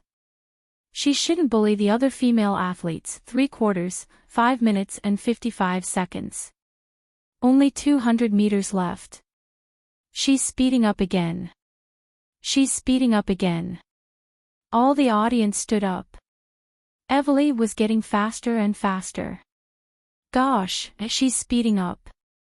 She's sprinting. As for the other contestants, they were already 100 meters behind Emily, and the gap was still widening. 650 meters. 700 meters, 750 meters. She's almost at the finish line. The entire stadium was filled with cheers. All the spectators were shouting with all their might. 800 meters, she's reached the finish line, the announcer exclaimed. How many? The judges haven't given an accurate result yet. Let's wait and see. Just then, Emily's result finally popped up on the screen. 7 minutes and 21 seconds. Gosh, Miss Emily, I was wrong. Not only should Emily not be in the women's race, she shouldn't even be in the men's race. She should be swimming in the same pool as a dolphin, not a human. The judges have given the signal that the result is valid. Miss Emily broke the men's world record. Emily! Emily! Emily! All the audience was shouting Emily's name. At this moment, her name resounded throughout the stadium. The other contestants hadn't finished their races yet. But the result wasn't important anymore. No one cared about the other contestants' rankings. They only knew that Emily was completely godlike at this moment. She'd broken the men's world record and improved it by 11 seconds. Just like how she'd broken the women's world record. The second place was almost a minute slower than Emily. The coaching staff handed Emily a towel. A few reporters broke through the coaching staff and rushed to Emily. Miss Emily, can you tell us what you think about this result? No, I'm very happy, Emily said. May I ask if there's any secret to this result? I have a good coach. The coach you're talking about is the national coach. No, my personal coach. Emily wasn't afraid of offending the national coach. She should be worried about whether the national coach would offend Emily. You're saying that your personal coach helped you get this result? One day, I told my personal coach that I wanted to break the men's world record. He said he'd try, so he gave me a devil's training. So your personal trainer, did he come? Chapter 9:16. The camera focused on the audience where Chen Zhao was, but there were at least 1,000 people in that direction. Hence, nobody knew who Emily was referring to. After the urine test, Emily's result was sent to every corner of the world. Everyone was shocked by the news. A woman had broken the men's world record. Everyone called this record an inconceivable achievement. In order not to cause trouble for Chen Zhao, Emily didn't meet him after the race. She planned to thank Chen Zhao in person after returning to LA, Qin Zhao was also quite satisfied with Evely's result. After all, he had accepted Evely's money. If Evely didn't get a satisfactory result, he would be punished. He wouldn't feel at ease even if he took the money. Nevertheless, Evely still called Qin Zhao to express her gratitude. Qin Zhao was in a good mood, but Leong couldn't be happy at all. The problem of the superpower group still hadn't been solved. Leong couldn't help but call Qin Zhao again. Mr. Qin, why hasn't the supernatural organization solved the problem? No time. What do you mean no time? I paid you. That's our budget. Don't say it's employment money. If you're saying it's a reward, I'll solve the problem for you right now, Qin Zhao said disapprovingly. Before the actual operation, we need to make a detailed deployment and plan. We can't just charge in blindly. We're professionals. Qin Zhao didn't think much of it. But I heard that you're still in Canada and watching a swimming competition. Yes. I'm in Montreal right now, so I can't fly back to LA immediately. Hearing Qin Zhao's shameless reply, Leong was about to have a heart attack. I don't care. You have to go back to LA immediately. I can't fly. I'll send a military plane to pick you up. Are you kidding? I'm not, Leong said. I can't wait anymore. I told you, we can't act blindly. We need strict arrangements. I'm begging you, hurry up, Leong growled. I was waiting for you to say that. Qin Zhao finally smiled brightly. I told you to beg me. I finally did it. Leong really wanted to smash the entire office. He had long regretted going against Qin Zhao in the first place. But it was too late for regrets now. When will the military plane arrive? Qin Zhao asked. Within 3 hours, Leong said. Okay, are we going to the airport? No, to the military base in Montreal. Are you sure that a foreigner like me can go to the military base of your allied countries? Don't worry, I will arrange everything. He hung up the phone with Leong. Qin Zhao looked at Fei Lai. Fei Lai, I'm going back to LA first. Aw. Isn't your flight tomorrow? There's an emergency in Los Angeles. I have to fly over to deal with it. Then I'll do it now. Don't. You and little Gerlin stay here first. It won't be too late to go back tomorrow. Flying through the night like this is too tiring for you. Tomorrow, you and the kids can take Louis's private plane. Don't take the passenger plane. If he couldn't go on vacation easily, he wouldn't bring Fei Lai out. After all, Fei Lai was pregnant and had little Gerlin with her. All right then. Fei Lai, I'm sorry. We said we were going out together, but I left you here alone. It's okay. I know you didn't do it on purpose. Then I'll go, Qin Zhao said. Okay. When Qin Zhao arrived outside the military base, he was stopped by a sentry. Stop. This is a military base. I was told to come here, Qin Zhao said. I'm Qin Zhao. The sentry picked up the phone and asked about the situation. A moment later, the sentry looked confused, but he still let Qin Zhao in. Sir, please come in. Just then, an officer jogged over to Qin Zhao. Hello, you must be Mr. Qin. I'm Lieutenant Paul. I was ordered to pick you up. Yes. When can we leave? Oh, I have a friend called Paul too. Anytime. Don't you need to wait for the air traffic control to arrange the departure time? Qin Zhao asked curiously. Even a super rich person like Louis couldn't have his private plane take off whenever he wanted. Paul rolled his eyes. He didn't know Qin Zhao's identity. But he couldn't help but say, we're on a military mission.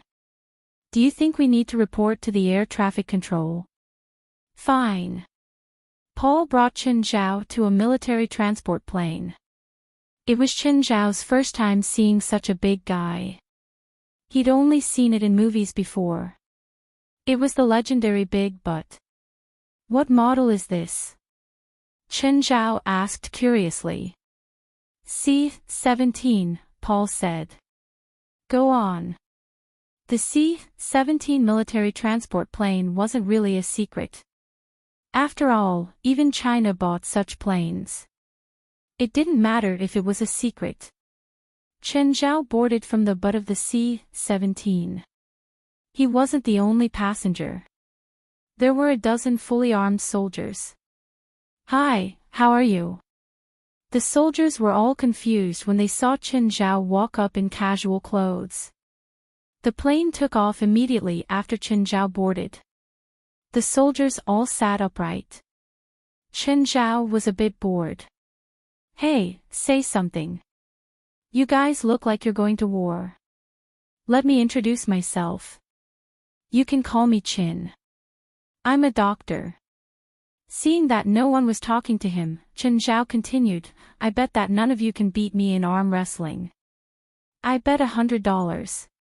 Just then, a bald black man walked out. $100, right? Of course.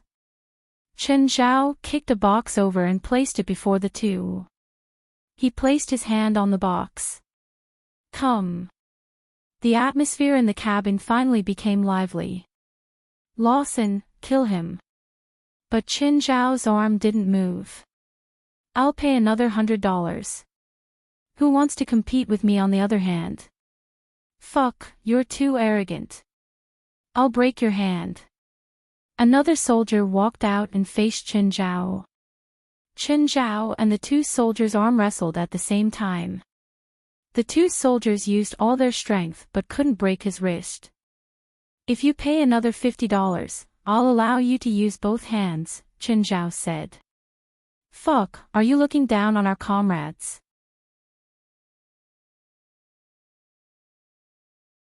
Chapter 9:17.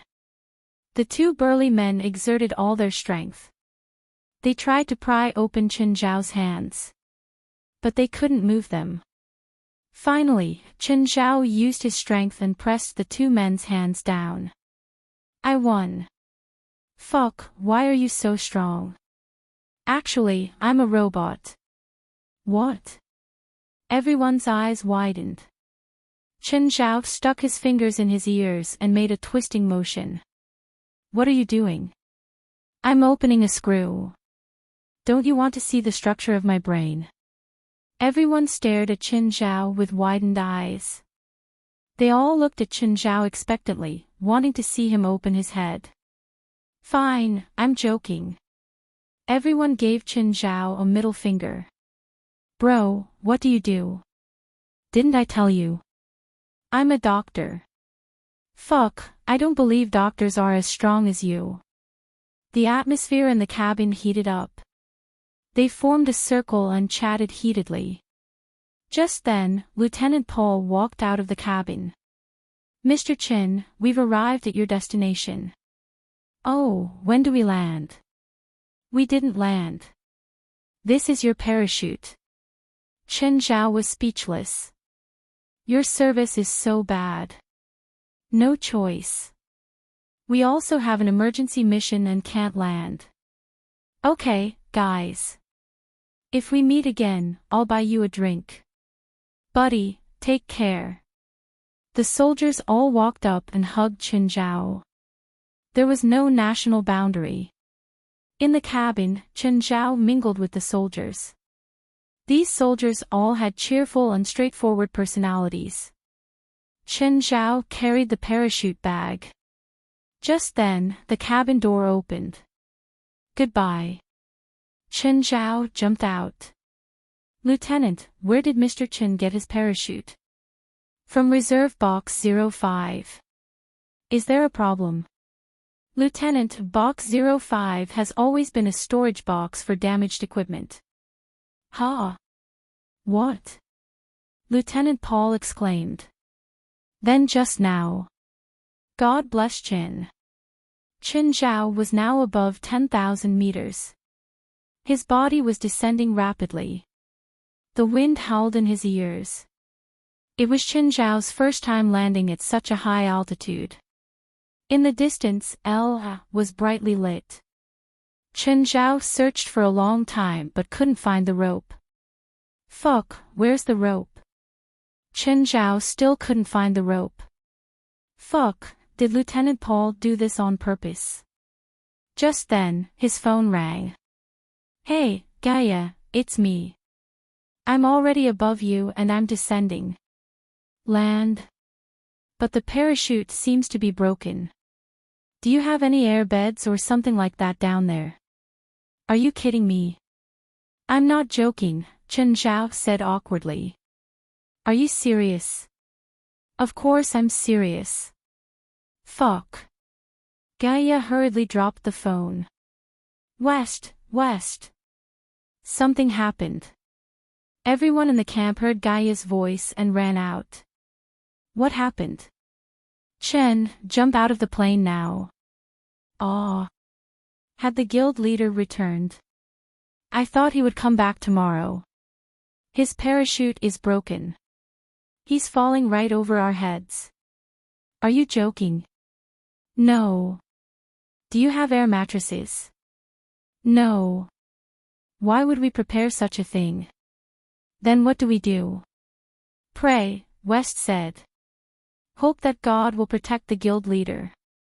Klaus and the others looked at West's group. You're kidding, right? Everyone looked at Klaus and his team. Do we look like we're joking? Your guild leader is about to fall from the sky and you're not worried at all. But we don't have a solution. Do you have a solution? No.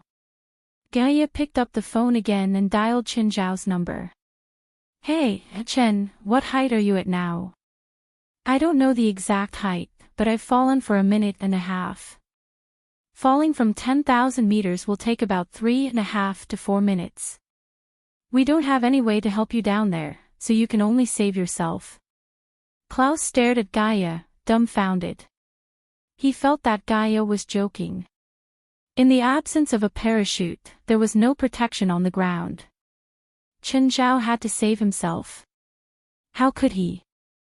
Wait, I have another call, Chen Zhao said over the phone. Klaus and his team's eyes almost popped out. You're still in the mood to pick up someone else's call at a time like this? Aren't you a little too ambitious? It was Fei Lai. She was asking if Chen Zhao had boarded the plane.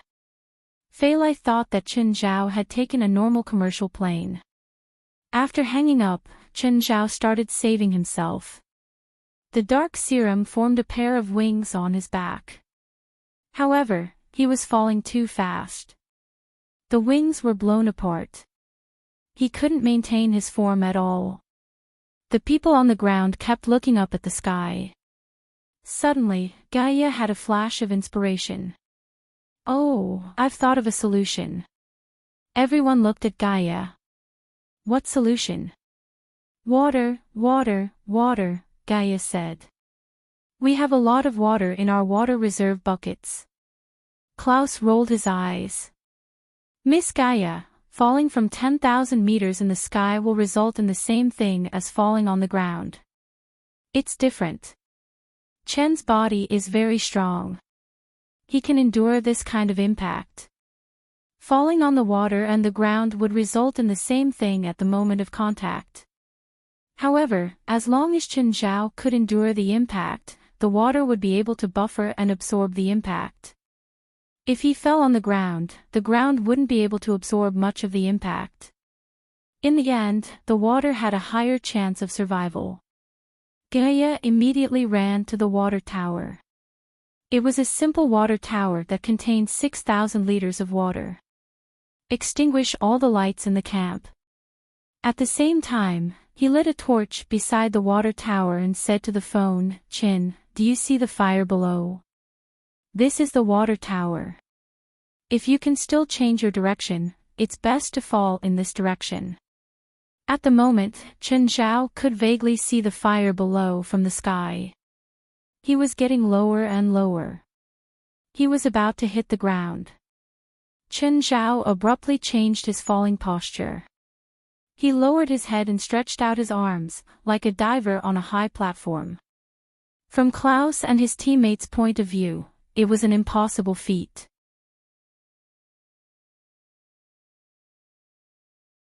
Chapter 9:18. The water tower exploded instantly, as if it had been hit by a grenade. Everyone charged toward the water tower. By now, the water tower had completely exploded.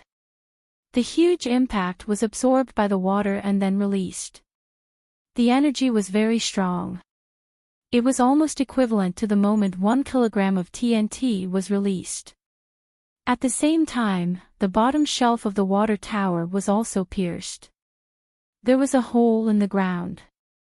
Everyone looked at Chen Zhao lying on the ground, not daring to go forward. After a while, Chen Zhao finally climbed up. He still had a parachute bag on his back. Klaus and his team's eyes almost popped out. He didn't die. He really didn't die. How could he not die after falling from 10,000 meters? There was no reason, right? Even if there was a bucket of water down there, he couldn't be completely fine. But that was the truth. Chen Zhao looked very disheveled. He was covered in mud, but he still stood there stubbornly. Phew, I didn't die. Chen Zhao spat out some water and took off the parachute bag. Change my clothes. Chen, are you okay? I'm fine, Chen Zhao said. The impact was smaller than I thought. If I fell directly to the ground, I'd probably die too. Klaus was speechless. He wouldn't just die. He would definitely die. President, do you need treatment? No need. I'll go in and stretch my body. Chen, are you sure you're okay? I'm fine. Let's go. It's late. Chen Zhao walked 2 steps and suddenly paused. He patted his head. What's wrong? Are you uncomfortable? No, I suddenly forgot. Who are these people? Chen Zhao turned to look at Klaus and his team. Klaus was speechless. Are our existences that weak? We're Lightning Squad, an action squad from the Anti-Terrorist Operations Department. Oh, you're saved by Gaia, right? Yes, Mr. Chen. We want to help her. Do you have money? Klaus searched his body and found a $100 bill. Is it enough? Chen Zhao took it away. Thank you. You've already done a lot. You can leave now.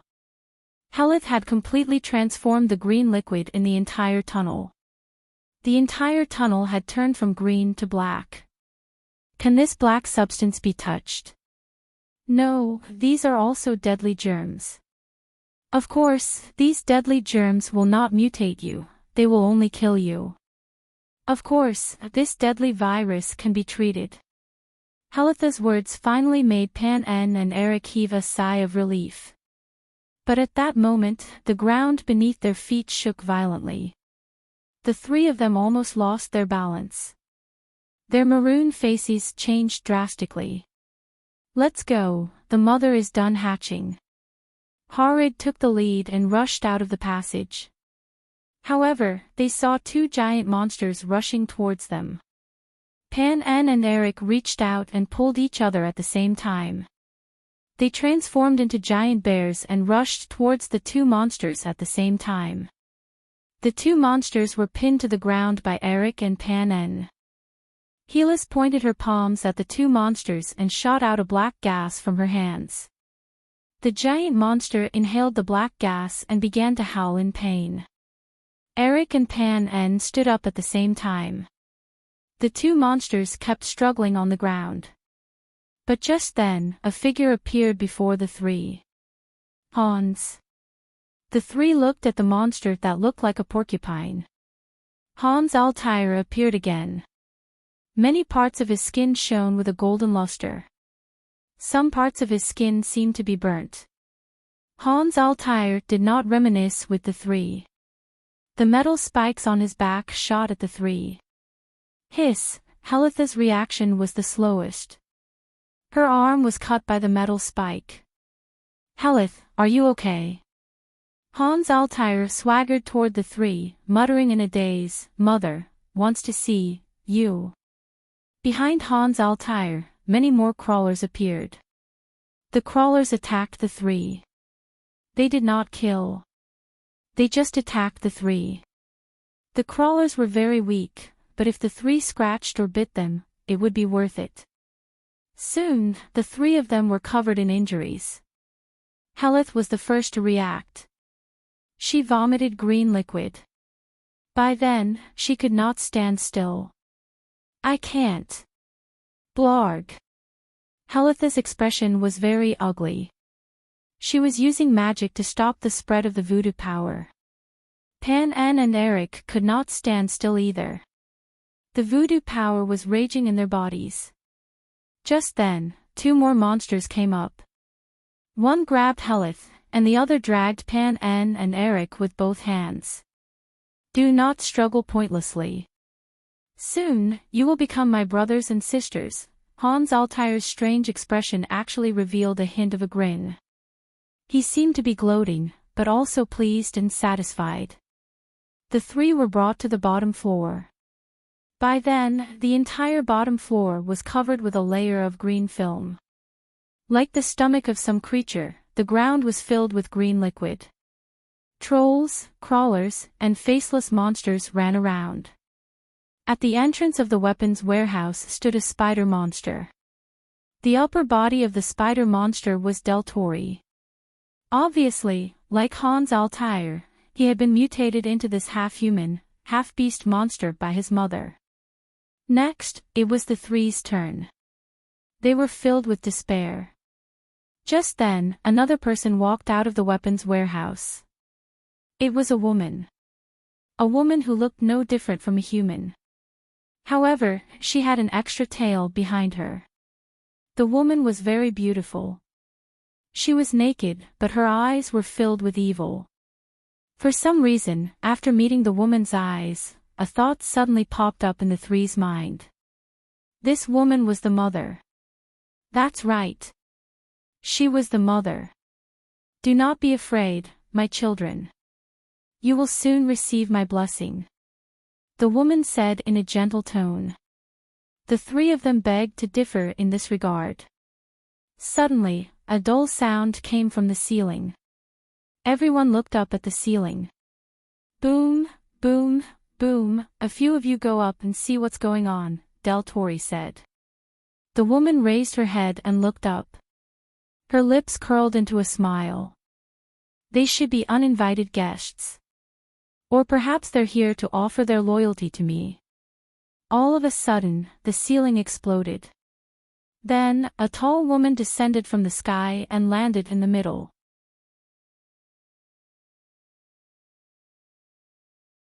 Chapter 9:19. Just then, the people above all jumped down. Thud, when the last one landed, Chen Zhao accidentally slipped and fell flat on his face.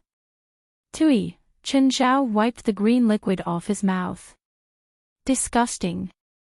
Who the fuck is peeing here? Suddenly, a piercingly cold wind whistled over. Chen Zhao reached out and grabbed. It was the mother's tail. It stabbed at Chen Zhao from more than 10 meters away. But Chen Zhao caught it. But before Chen Zhao could be proud, the mother's tail suddenly opened like a flower and sprayed out large amounts of green liquid. Ah! Gaia raised her sword and slashed at the mother's tail. The mother's tail was cut off instantly. The part that grabbed Chen Zhao's hand was still struggling.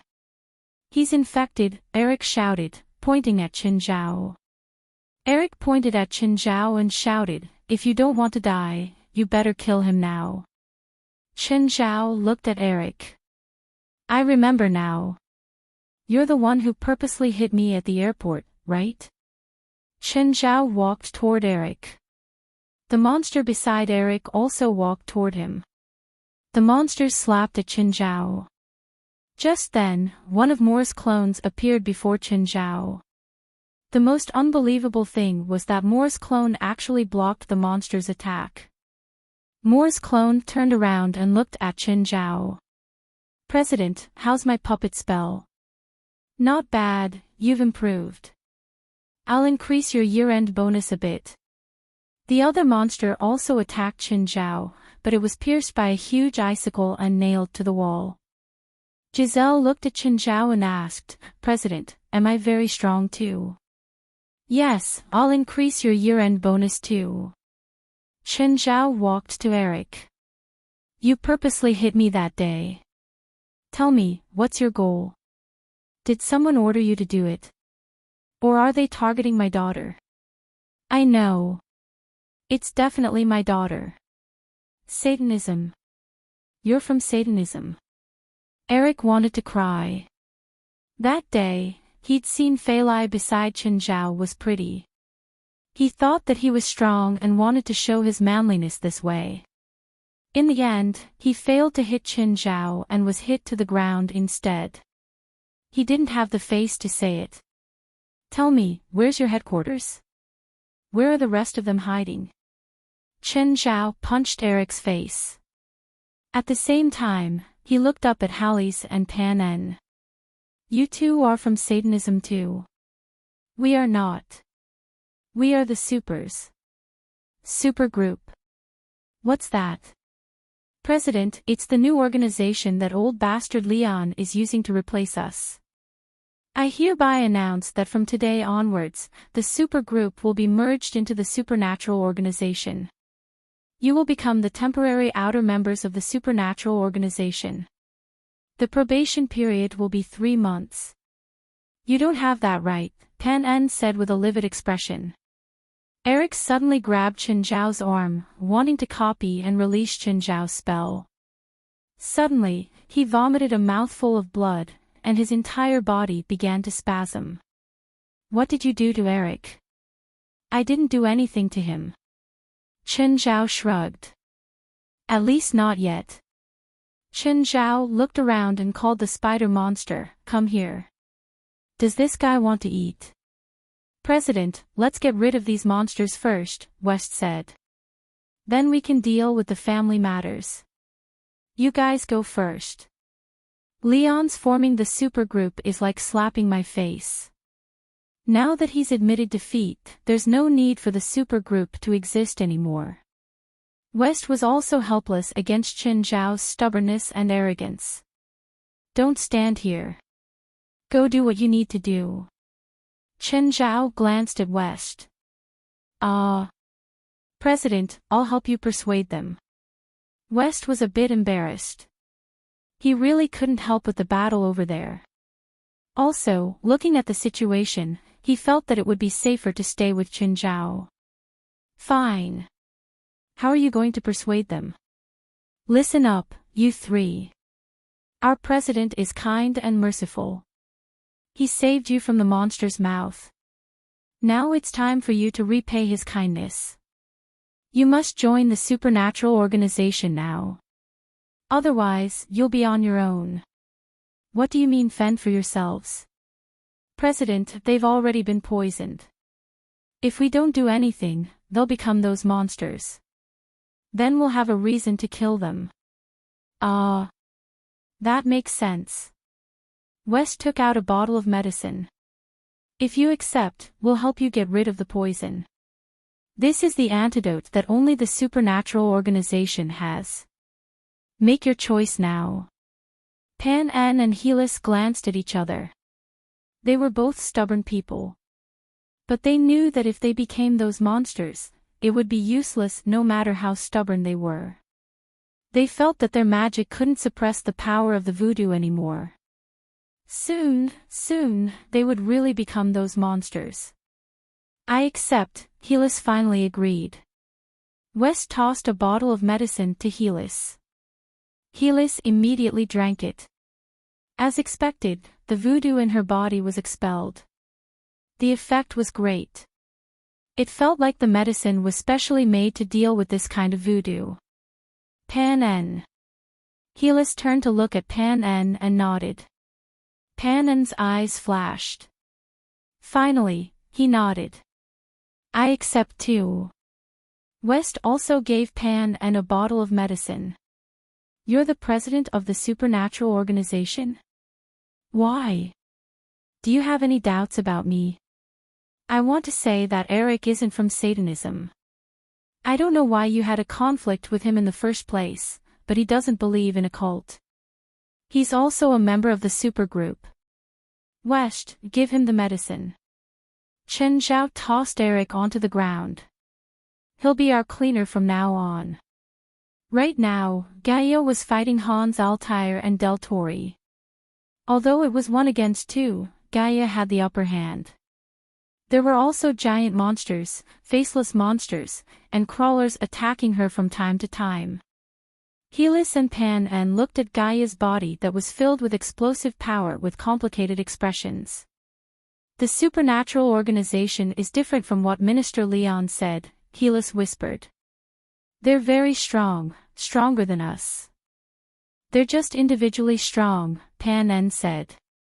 This woman called Gaia should be the strongest among them. Do you think they have a chance of winning against the mother? Hard to say. It depends on the woman called Gaia. They had to admit that Gaia was really heaven-defying in their eyes. Too strong.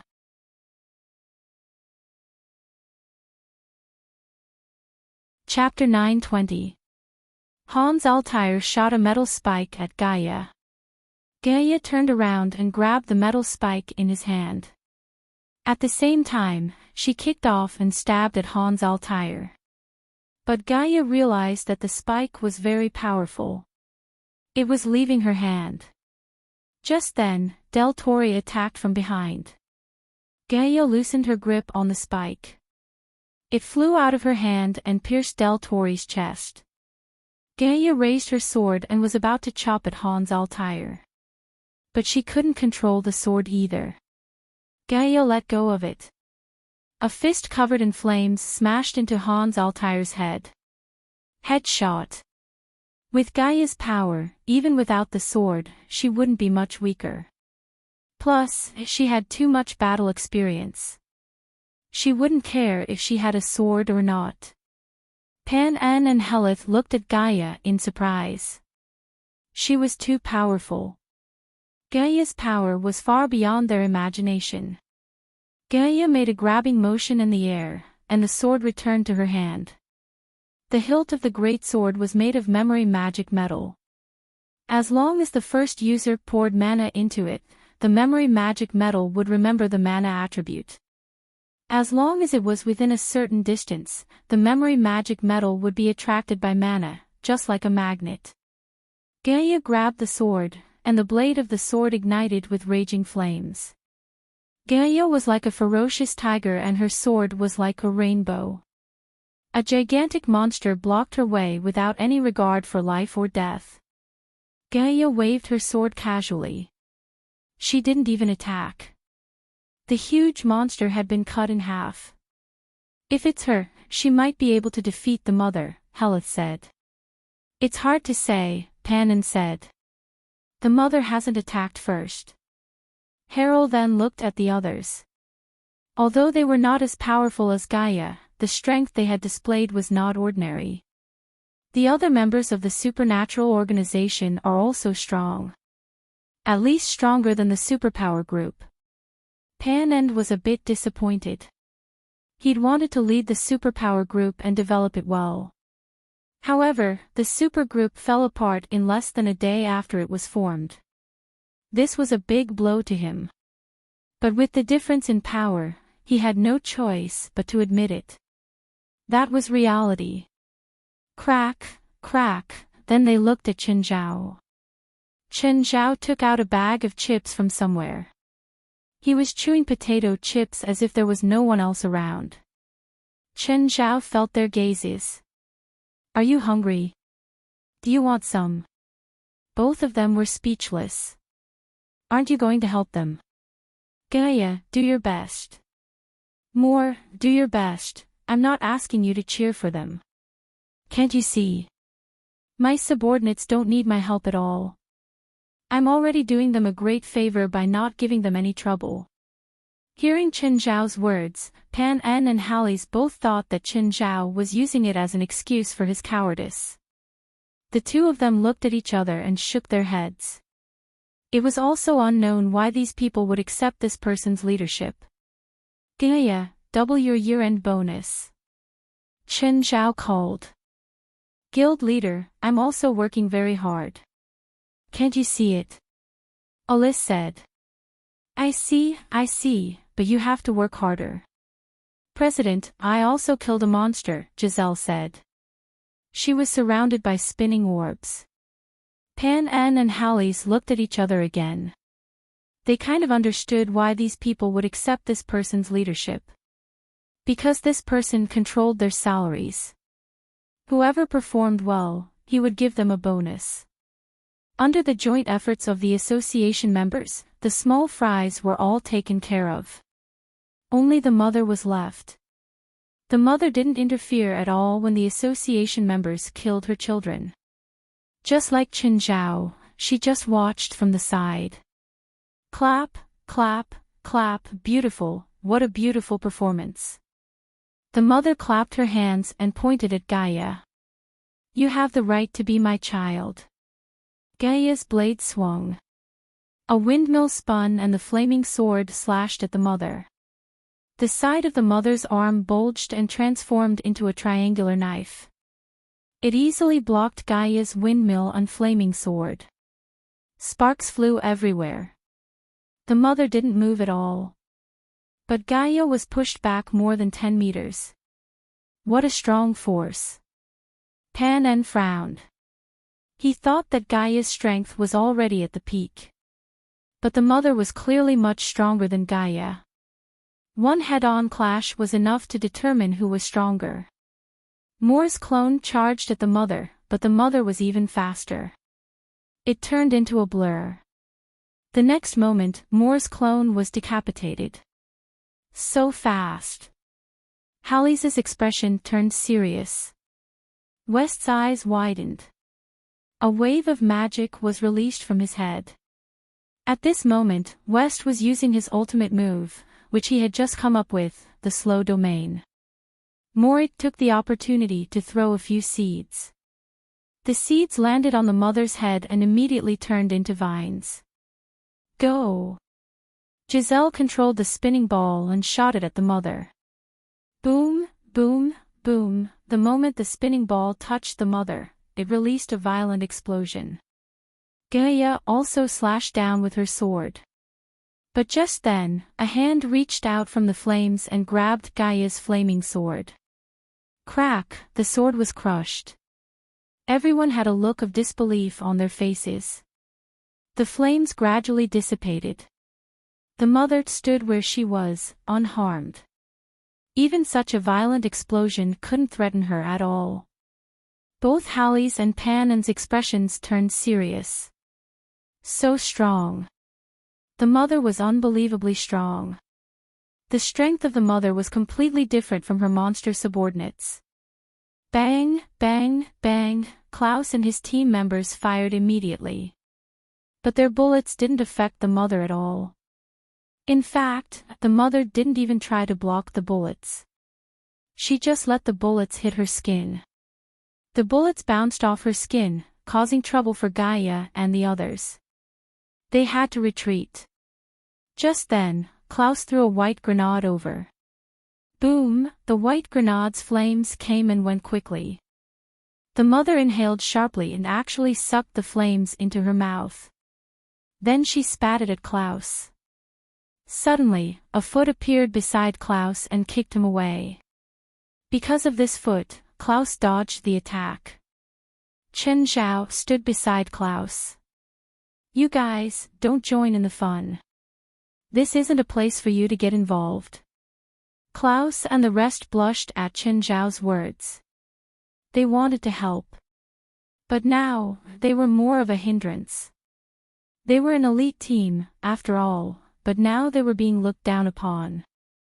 Too strong. This mother is too strong. There's no chance of winning.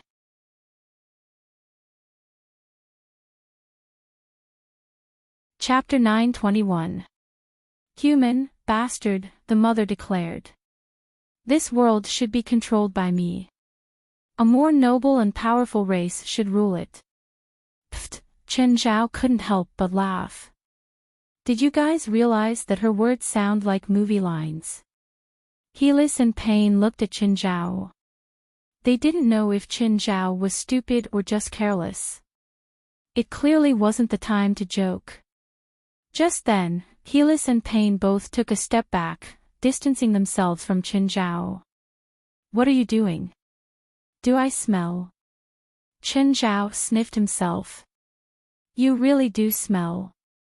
Suddenly, Chen Zhao swung backward. Slap, the mother was punched by Chen Zhao. Covering her face, she took 2 steps back. Ha! I knew you were behind me. Helis and Pain looked like they'd seen a ghost. They didn't think that Chen Zhao would be the first person to attack the mother. However, the situation didn't look good. The mother's expression looked like the prelude to a volcano eruption. I'll kill you. I'll chop off your limbs and then stuff you into the dirtiest sewer and let you rot slowly. Chen Zhao stuck out his middle finger. Come on. The volcano in the mother's head finally erupted. It attacked Chen Zhao like crazy. Helis and Pain both thought that Chen Zhao was dead for sure. However, an inconceivable scene occurred. Chen Zhao actually threw the mother over his shoulder. Then he followed it up with Mount Tai. Ha! Chen Zhao yelled and elbowed the mother's stomach. The mother arched her entire body. Helis and Pain's eyes almost fell to the ground. How was it possible? Chen Zhao had actually used the simplest fighting technique to knock the mother to the ground. 2018 Golden Belt winner, Chen Zhao. Chen Zhao was adding drama to himself. West, come and give me the Golden Belt. President, can we be more serious? The battle isn't over yet. West's face looked like he wanted to die.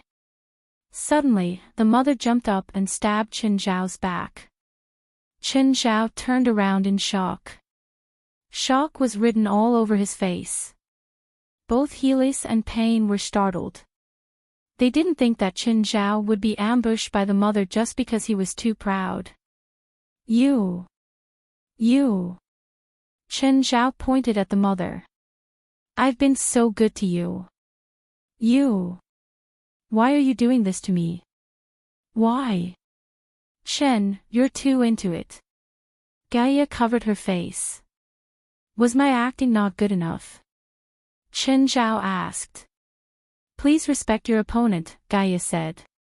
Chen Zhao's fist swept across and the queen's head exploded. The headless corpse slowly fell to the ground. Hallie's and Pongan's expressions froze. His mouth was agape, and he did not come back to his senses for a long time. Was it over? Just like that? Wasn't this too anticlimactic? Only now did they realize that the strongest was not Gaia, but Chen Zhao. What I'm doing right now is a sign of respect for my opponent. The headless corpse suddenly stood up straight, as if defying gravity. Chen Zhao was shocked. The headless corpse gave off a terrifying aura. Pain and Helitha's expressions changed again. Terrifying. That kind of aura gave them goosebumps. It was an indescribable terror. The air seemed to freeze. The headless corpse began to pull open his chest, peeling off the skin on his chest as if he was peeling off a piece of clothing. A coarse body crawled out from under the human woman's skin. It didn't crawl out directly. Instead, it squeezed out bit by bit. Every time it squeezed out a limb, its body would grow a bit bigger. Crack, Chen Zhao actually held the monster that hadn't completely crawled out of the skin with one hand and took a selfie. Helith and Panjen felt their bodies lighten, as if all their fear had disappeared. They only found it funny now. Would this guy really be their boss in the future? Chen, don't you think we should finish it off before it completely forms? Oh. I would have forgotten if you didn't mention it. The monster suddenly sped up and left the skin. There was a bronze sword in its back. Gaia felt like her words were completely unnecessary. If she could imagine it, Chen Zhao would have already done it. The monster pulled out the bronze sword from its back. Its eyes looked like they were about to spit fire. The monster's skin was extremely coarse and dark red. There was a pair of sharp horns on its head and a mouth full of fangs. Its limbs were all exposed sharp bones. Its entire body radiated power. Did you guys realize that it looks like Big Pineapple from Diablo? No one knew how to respond to Chen Zhao. West turned his head. He didn't want his laughter to ruin the serious atmosphere. Roar, do you think you can defeat me with such a despicable method? Ridiculous. Can we talk about whether you can put that skin back on? You're so ugly now. Even your voice sounds horrible. Helith and Panjen didn't know what expression they should use to face this life and death battle. Human, do you only care about appearances? I don't care about appearances. Can you return the sword to me? Let's have a fair fight. Everyone in the supernatural organization covered their foreheads. They couldn't bear to look at him anymore.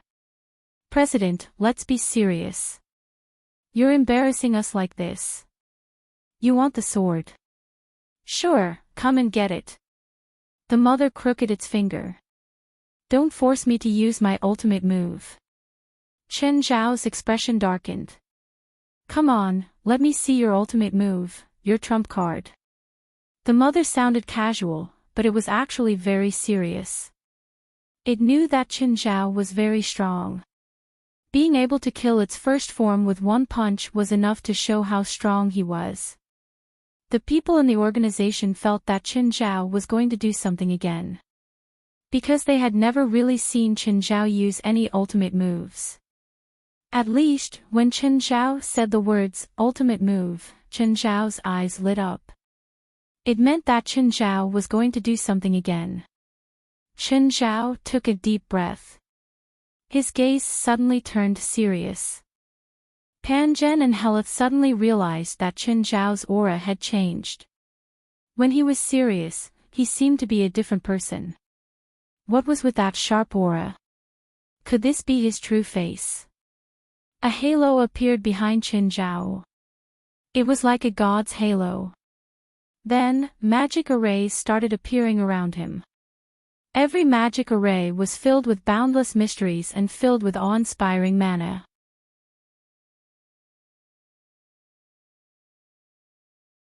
Chapter 922. Everyone's first reaction in the face of this spell was to run. The Matrix was no exception. Only a lunatic would endure this spell. But the moment the mother turned around to escape, it tripped over something. Then it fell to the ground. When it tried to get up, Chen Zhao was already on top of it. An extremely heavy punch directly knocked it out of its senses. A few teeth fell out. Chen Zhao punched again. Come on, if you want my sword, take it. Another punch, you dare touch my stuff. Bang, another punch, Chen Zhao grabbed the matrix and used Iron Head. Yo! Your head is so hard. Chen Zhao grabbed the bronze sword on the ground. Do you really want it? If you really want it, I'll give it to you. Tell me, do you want it? The Matrix wanted to cry. It thought that Chen Zhao was a barbarian. He didn't care about the rules at all. Chen Zhao slashed at the Matrix's abdomen. With one slash, it was split into two halves. Does that feel good? Do you want another one? The two halves of the mother's body actually flew away from Chen Zhao's sight at lightning speed. Fuck, it's cut in half, but it can still run. Chen Zhao looked at the two halves in shock. Everyone was bewildered. The two halves of his body had actually turned into two smaller pineapples. Human, I'm going to kill you. I'm going to kill you in the cruelest way. You're a strengthened version, but you can't beat me with two clearly weakened versions. Are you sure you can beat me? Suddenly, the two matriarchs sped up and charged at Qin Zhao.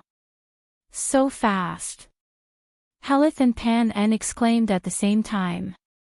Qin Zhao immediately held the bronze sword horizontally to block the two matriarchs' punches. The next moment, Qin Zhao slashed out, but the matriarchs reacted even faster. They immediately retreated. He's fast too.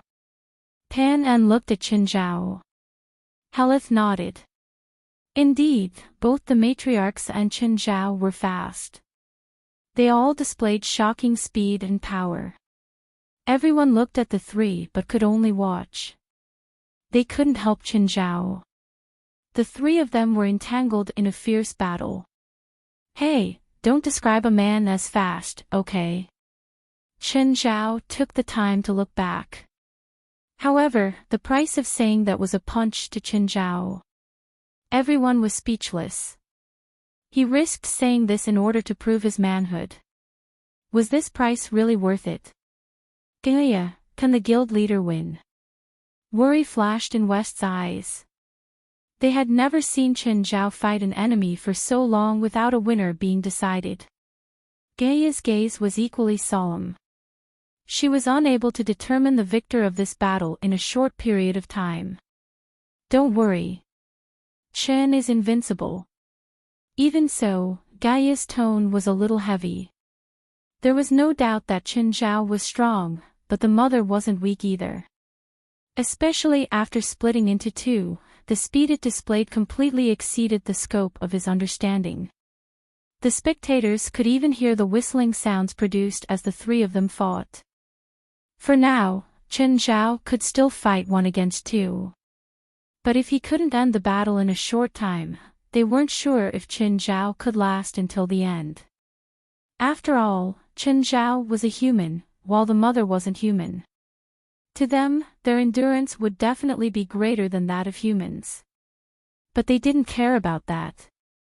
The mother's endurance was indeed shocking. But Qin Zhao wasn't weak either. The three fought for an hour, but there was still no winner. Moreover, for an hour, they still maintained that kind of storm-like offensive. See? Did you see that? Did you see my endurance? Qin Zhao yelled as he fought the two matriarchs. Guild leader, can you be more serious? West's heart was pounding. He felt that if Qin Zhao was more serious, his chances of winning would increase. Qin Zhao could feel that the mother's attacks were getting fiercer. Suddenly, he was hit by a punch. The punch didn't hurt him, but when he tried to move again, he was hit again. Human, we already know your moves. We've learned all your techniques and moves. Moves. I have moves. Qin Zhao scratched his head. Are you sure I have moves?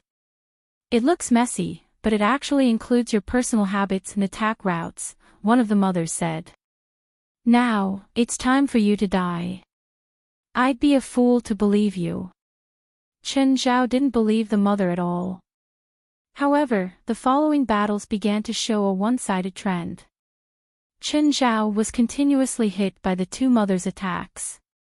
Everyone's face was covered with a layer of shadow. Qin Zhao's victory would decide their life and death. If Qin Zhao lost, they wouldn't be able to escape death either. But from the looks of it, Qin Zhao had clearly gone from being evenly matched to being at a disadvantage. Regardless of whether Qin Zhao attacked or defended, he couldn't stop the other mother's attack. The two mothers' coordination was too tight. It was perfect. But they were one. Plus, they discovered Qin Zhao's weakness. So, when he attacked, he completely suppressed Qin Zhao. Bang! Qin Zhao was sent flying. It was the first time they'd seen Qin Zhao in such a miserable state. It was the first time they'd seen Qin Zhao get beaten up. Chen. Seeing Chen Zhao's terrible state, Gaia immediately wanted to help. Don't come. Chen Zhao waved his hand. Chen Zhao stood up again. It's not fair. There's two of you and only one of me. It's not fair. If you can, come at me one by one. Didn't you say that two weakened clones can't threaten you? Didn't you say that you can't lose to us? The mother looked at Chen Zhao mockingly. I'm not in a good state today. How about we fight another day? Everyone was ashamed of Chen Zhao's shamelessness. They'd never seen someone so shameless. He'd lost so shamelessly. Do you think that's possible? Don't force me to use my ultimate move, Chen Zhao threatened. The two mothers' expressions changed slightly. They were still fearful of the terrifying scene of Chen Zhao's super spell. Fortunately, Chen Zhao hadn't fully activated it, which gave them a chance to turn the situation around. Do you think I'll give you another chance to use it this time? The mothers had already made up their minds. If Chen Zhao dared to use that super spell, they'd kill him immediately. They definitely wouldn't give Chen Zhao a chance to use it again. Ah. Chen Zhao sighed. You've given up. The mother looked at Chen Zhao proudly. I think you're mistaken about something. I was just playing with you. Chen Zhao twisted his neck and stretched his limbs. It's useless to be stubborn. Soon, you'll die. Everyone also thought that Chen Zhao was forcing himself.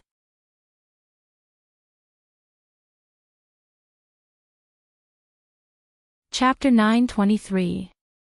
The two broodmothers attacked Chen Zhao again. But the next moment, Chen Zhao suddenly turned into 12. Everyone widened their eyes and stared at Chen Zhao in disbelief. 12 Chen Zhao. Shock was written all over Moore's face. He'd seen Chen Zhao use cloning in the past. But he discussed it with Chen Zhao and knew the difference between his and Chen Zhao's cloning spell. Chen Zhao had used cloning twice. The first time was when he'd fought the source of the fallen. The second time was when he'd fought Abaddon. But in the previous two times, Chen Zhao could only create 2 clones. Moore could only create 1 clone at a time, but once the clone was killed, he could immediately create a second clone. Chen Zhao's clones were different. If 1 clone was killed, he'd have 1 less clone. He couldn't summon a new clone in a short time. But now, Chen Zhao could summon 11 clones at once. Including his real body, there were 12.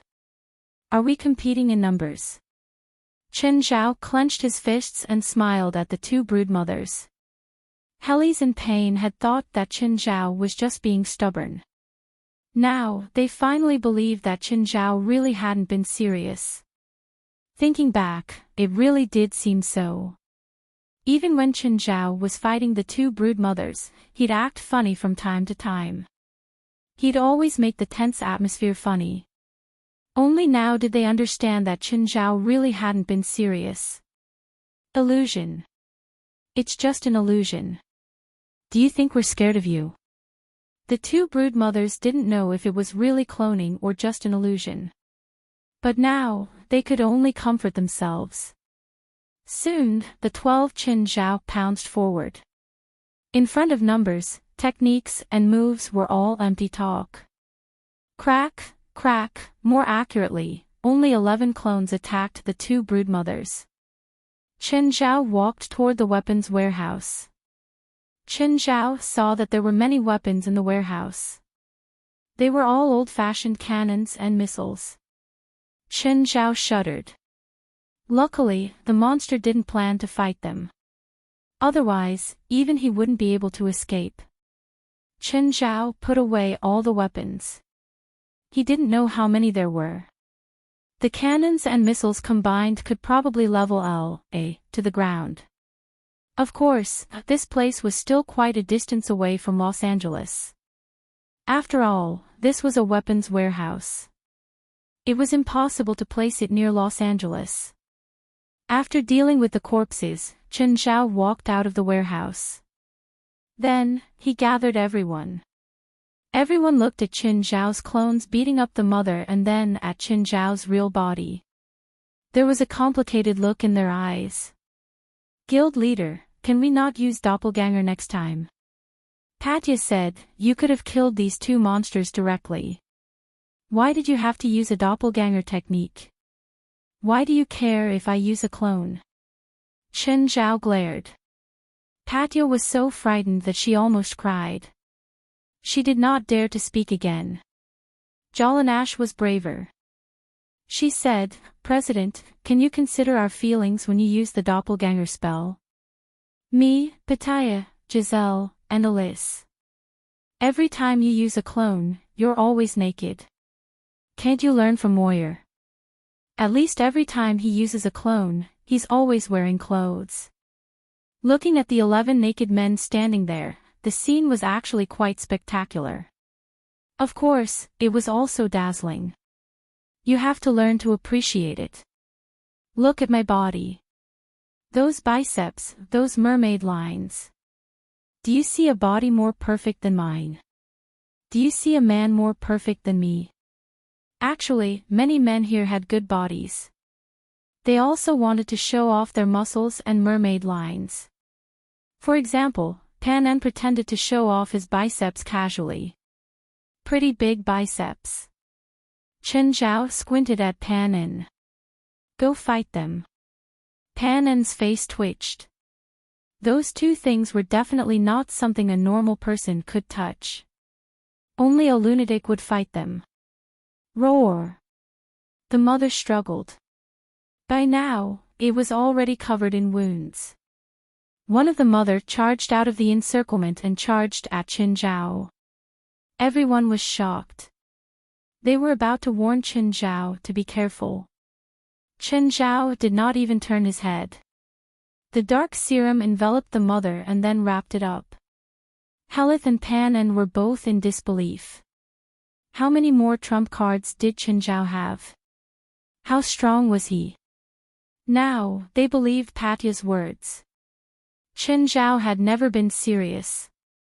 Just as Chen Zhao was about to pull it into the shadows, a thought flashed through his mind. The dark serum started seeping into the mother's body. Then it was completely controlled by Chen Zhao, turning into a dark matrix. Chen Zhao pointed at the other matrix. The dark matrix charged at its former counterpart. The red and black matrices fought. Pan En sighed. The difference was too great. Chen Zhao was the president of the supernatural organization, while he was the leader of the supergroup. He was supposed to be Chen Zhao's replacement. But now, he felt like he was a joke. Replacement. It was more like a defective product. The two could not be compared at all. In his eyes, the matrices were already strong enough. They were existences that could not be defeated. But before Chen Zhao, the mother was like a child. Even if Chen Zhao was not serious, the matrices could not do anything. Come, let's bet. Do you think the black or red matrices will win? President, this is boring. West rolled his eyes at Chen Zhao. The black matrices are controlled by you. If we bet that they will win, you'll definitely go easy on them and let the red matrices win. If we bet that they will win, you'll probably make them die a horrible death. West, do you still want your year-end bonus? You know that my second child is about to be born. I just want to earn some money for my future child. Is that too much? I'll bet $100. The red matrices win, West said immediately. I'll bet $100 too. The red matrices win. Me too. Even Helith and Pan En placed their bets. They would just treat it as bribing their boss in advance. Chen, is this fun? The gold you found last time earned you tens of millions. Do you have to cheat them of a few $100s? Everyone looked at Gaia. Gaia, you and the president went out last time to find gold. Yes, I also got 20 million. Gaia did not hide it.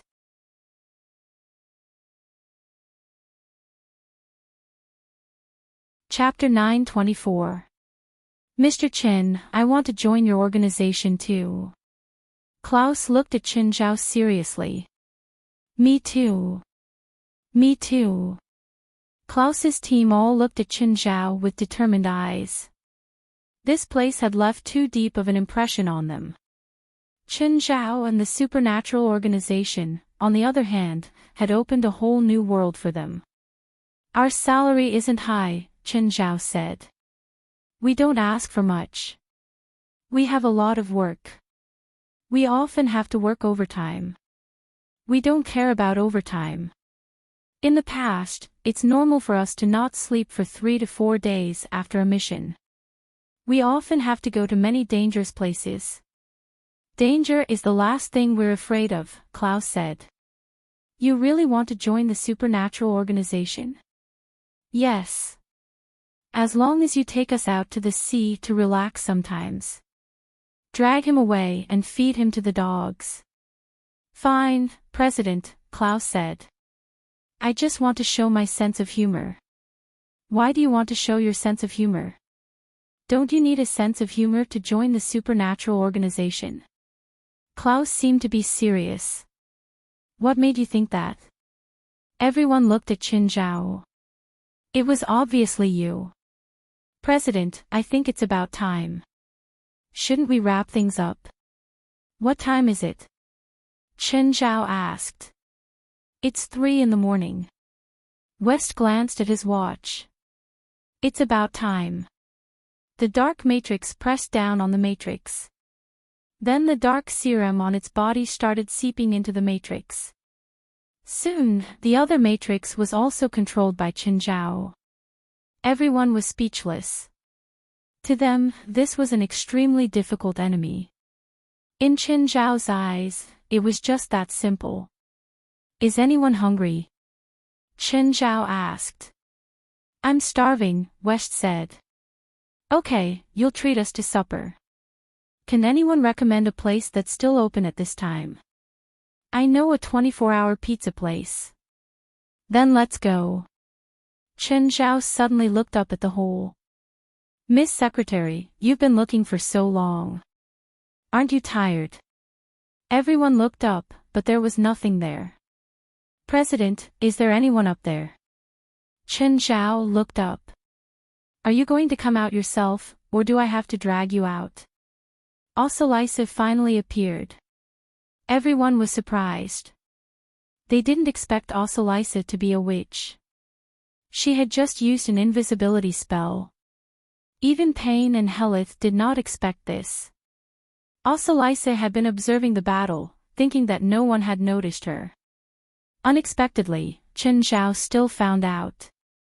She was also shocked by Chen Zhao's strength. She didn't think she was Chen Zhao's match. Mr. Chen, we meet again. Silence her. Klaus and the others pointed their guns at Osalisa. Osalisa's face turned pale. Mr. Chen, why? Nonsense, you're definitely going to snitch to that old thing, Leong. I might as well kill you right now. Mr. Chen, how about I join the supernatural organization? Sure. Chen Zhao was smart enough to agree right away. Guild leader, do you really believe her words so easily? She's Leong's woman. Do you think I'm handsome? West's cheeks twitched. Dare I say not handsome? Against his will, West nodded. Yes. That's why I think that my handsomeness has already charmed her, Chen Zhao said. I believe that she really wants to join the supernatural organization and use it to get close to me. Everyone didn't know whether to laugh or cry. Even Osalisa's face was filled with helplessness. Thinking about it, West understood what Chen Zhao meant. Chen Zhao planned to place Osalisa beside Leong and have her be his spy. Indeed, Chen Zhao wanted to use her as a spy. That old bastard Leong wasn't reliable, so it was indeed necessary to place a spy beside him. Since Osalisa was so straightforward and wanted to be his spy, there was no reason for him to reject her. Everyone dragged their tired bodies and left the base. Then, the base completely sank into the depths of the ground amidst the violent explosion. Everyone walked out of the exit. Pan carried Eric on his back. Walking in front, Helith suddenly stopped. Oh no, prepare for battle. Pan also left Eric behind and turned into a giant bear. Everyone looked at Helith and Pain with puzzled eyes. What are you doing? Chen Zhao looked at them. President, can't you see? There are so many evil spirits. The exit was filled with evil spirits, blocking their way. Ah. Chen Zhao said. This is our evil spirit army. Pan and Helith were dumbfounded. Was this the supernatural organization's true power? Previously, Leong had told them that the supernatural organization was a waste concentration camp. But why did such a waste concentration camp always shock them? On the other hand, they thought that they could replace the supernatural organization, but in the end, they gathered 6 unknown newbies. On the first day of the supergroup's establishment, they were attacked and destroyed. President, do I get supper? Osalisa looked at Chen Zhao with a faint smile. Yes, of course. As long as you're a member of the organization, everyone can go. This was Chen Zhao's promise to Osalisa. Some things didn't need to be said clearly. Everyone returned to the city and found the pizza shop that Klaus had mentioned. When they entered, only a girl was working the night shift. When she saw the large group of people, she was shocked. More importantly, there were bloodstains on them. Klaus didn't put away his gun either. There was also a person carrying a person covered in blood. The girl was so scared that she started crying. In the end, a few other women went up to explain and finally calmed the girl down. In the end, the police came while they were eating. The police didn't take them back to the station.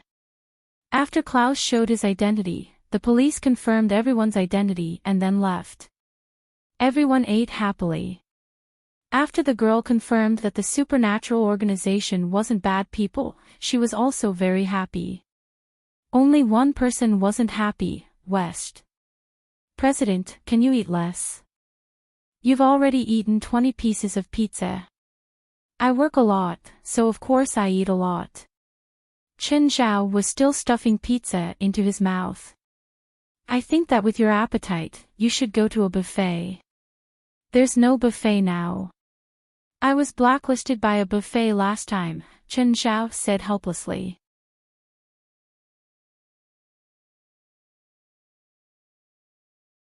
Chapter 925.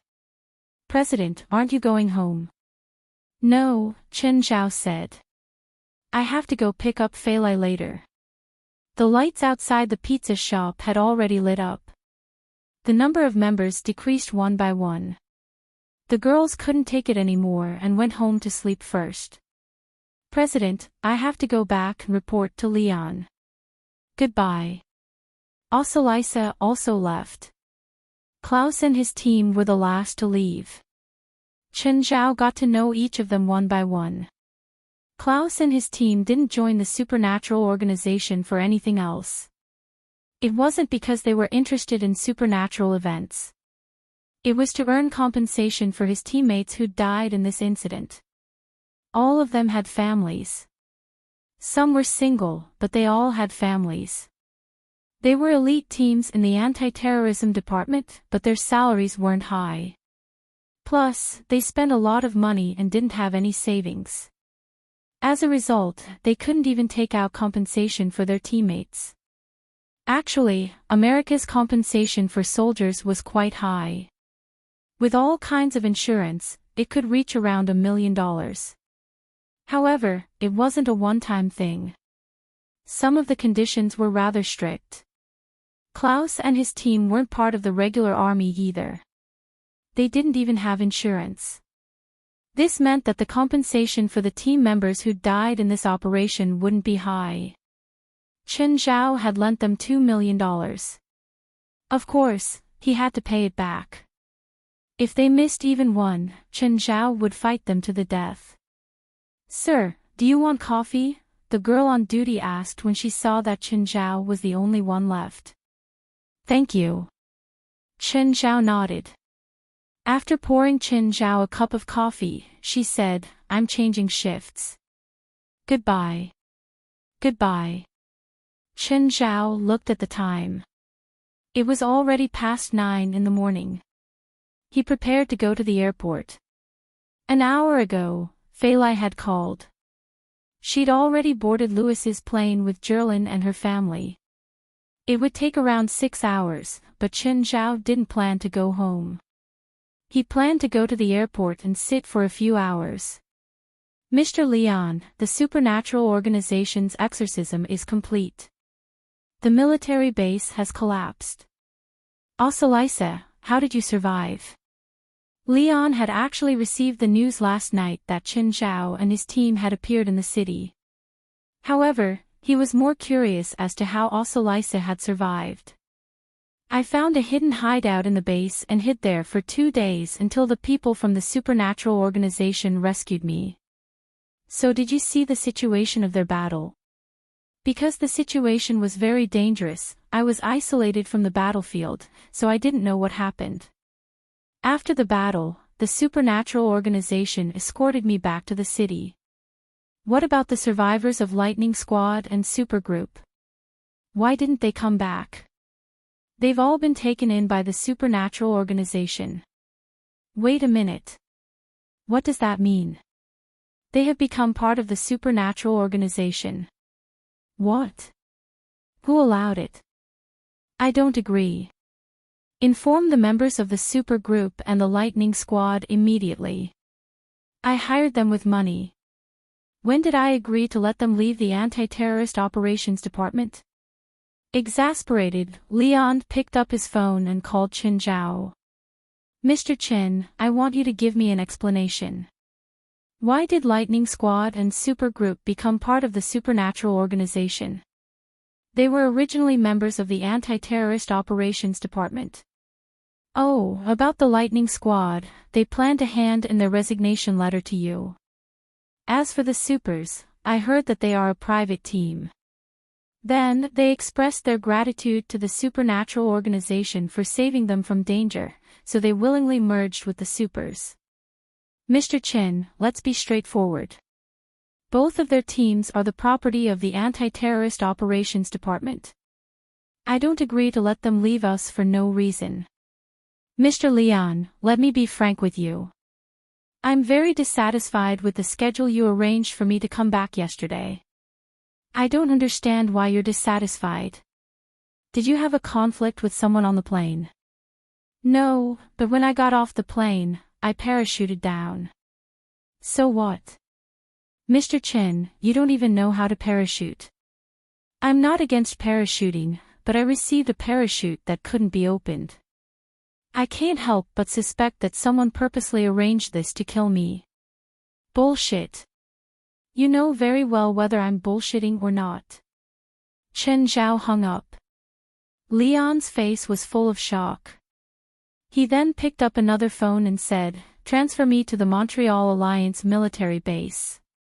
After a while, Leon finally connected to the officer who had arranged for Chen Zhao to get on the plane yesterday. "You're Lieutenant Paul, right?" "That's me." "Who are you?" "Yesterday, I arranged for someone to take your plane and parachute near Los Angeles. I want to know why his parachute couldn't be opened." "Sir, it's my fault. I gave the wrong person a malfunctioning parachute. I've already reported this to the higher-ups." Leong was infuriated. He had offended Chen Zhao again for no reason. It wasn't his arrangement, but even if he explained now, Chen Zhao probably wouldn't believe him.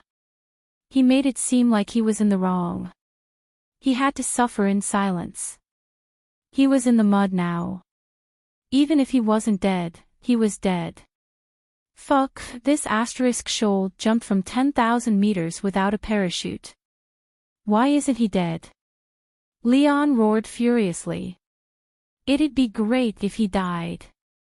Beside him, Ossolice's heart jumped. Chen Zhao didn't die from falling from 10,000 meters? This made Ossolice's impression of Chen Zhao's strength rise again. Leon was old. Now, he only wanted to consolidate his position. In a few years, Leon would be demoted. Ossolice also had to think about her future now. If she kept relying on Leon, after he demoted and a new official took office, she would most likely be punished. If it was more serious, she might disappear from the world. Thus, Ossolice also had to plan for her future. She basically couldn't go further in politics. After all, she was only a secretary, but she had access to many secrets. She had to find a powerful backer. The supernatural organization was a good choice. With a powerful president like Chen Zhao, even a stubborn old asterisk shoal like Leon had to compromise with him. Of course, she had to pay in return.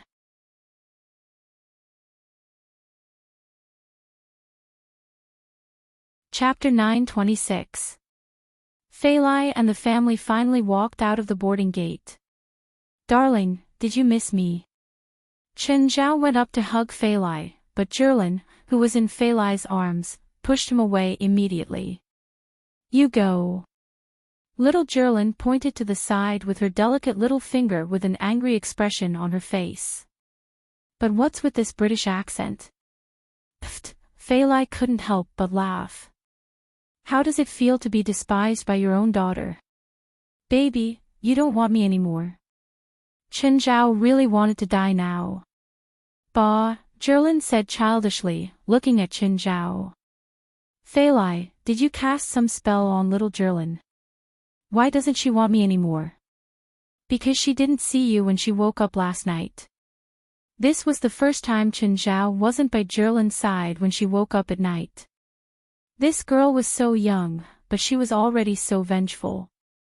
On the way home, Feilai drove while Chen Zhao coaxed Jerlin. After a long time, Jerlin finally accepted Chen Zhao again. This made Chen Zhao very happy. The feeling of having a daughter was really different. Just then, Chen Zhao's phone rang. Jerlin immediately tried to snatch the phone. Not caring who was calling, she yelled into the phone, #hashtag. With that, she tossed the phone to the side like an irreconcilable enemy. Feilai, can you help me explain what Jerlin just said? Chen Zhao was dumbfounded.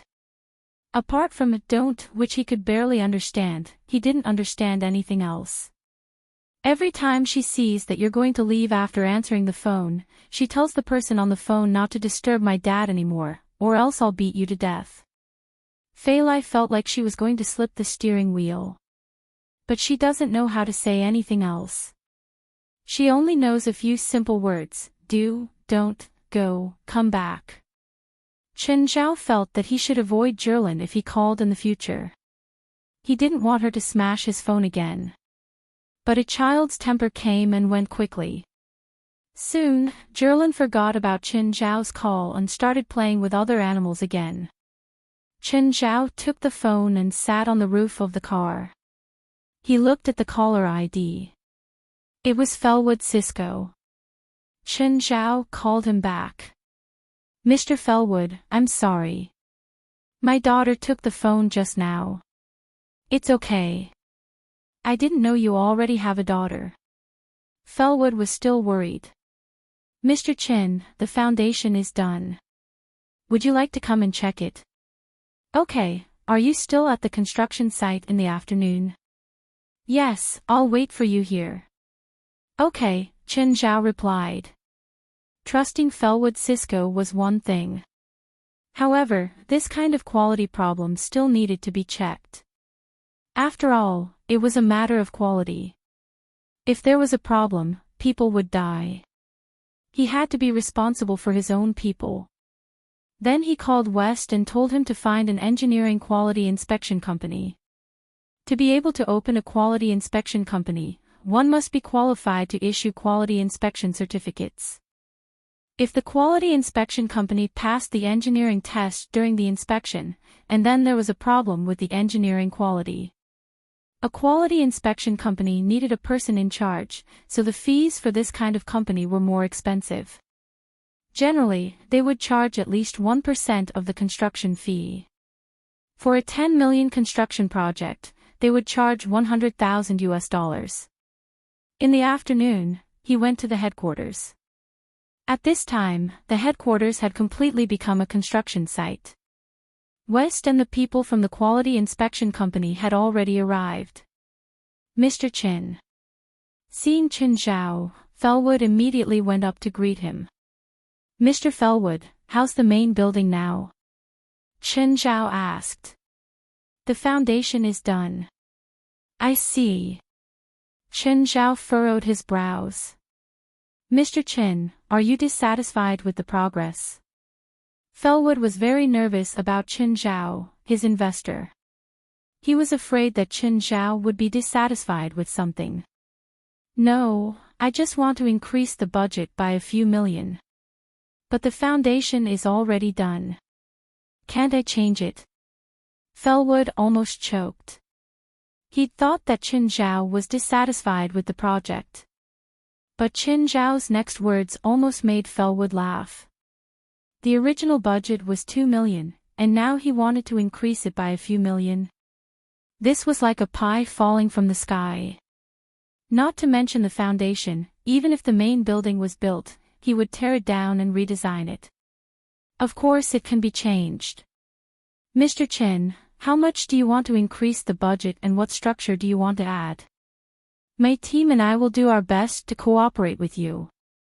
Fellwood looked at Chin Zhao with sparkling eyes. You're right. Will it be troublesome? Chin Zhao asked. No, not at all.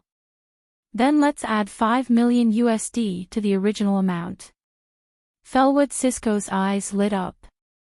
That would be $7 million. He'd gotten it from Leong anyway. If he didn't spend it all, Chin Zhao would feel uncomfortable. Chin Zhao didn't know much about engineering, but Fellwood didn't think so. Chin Zhao wasn't troublesome at all.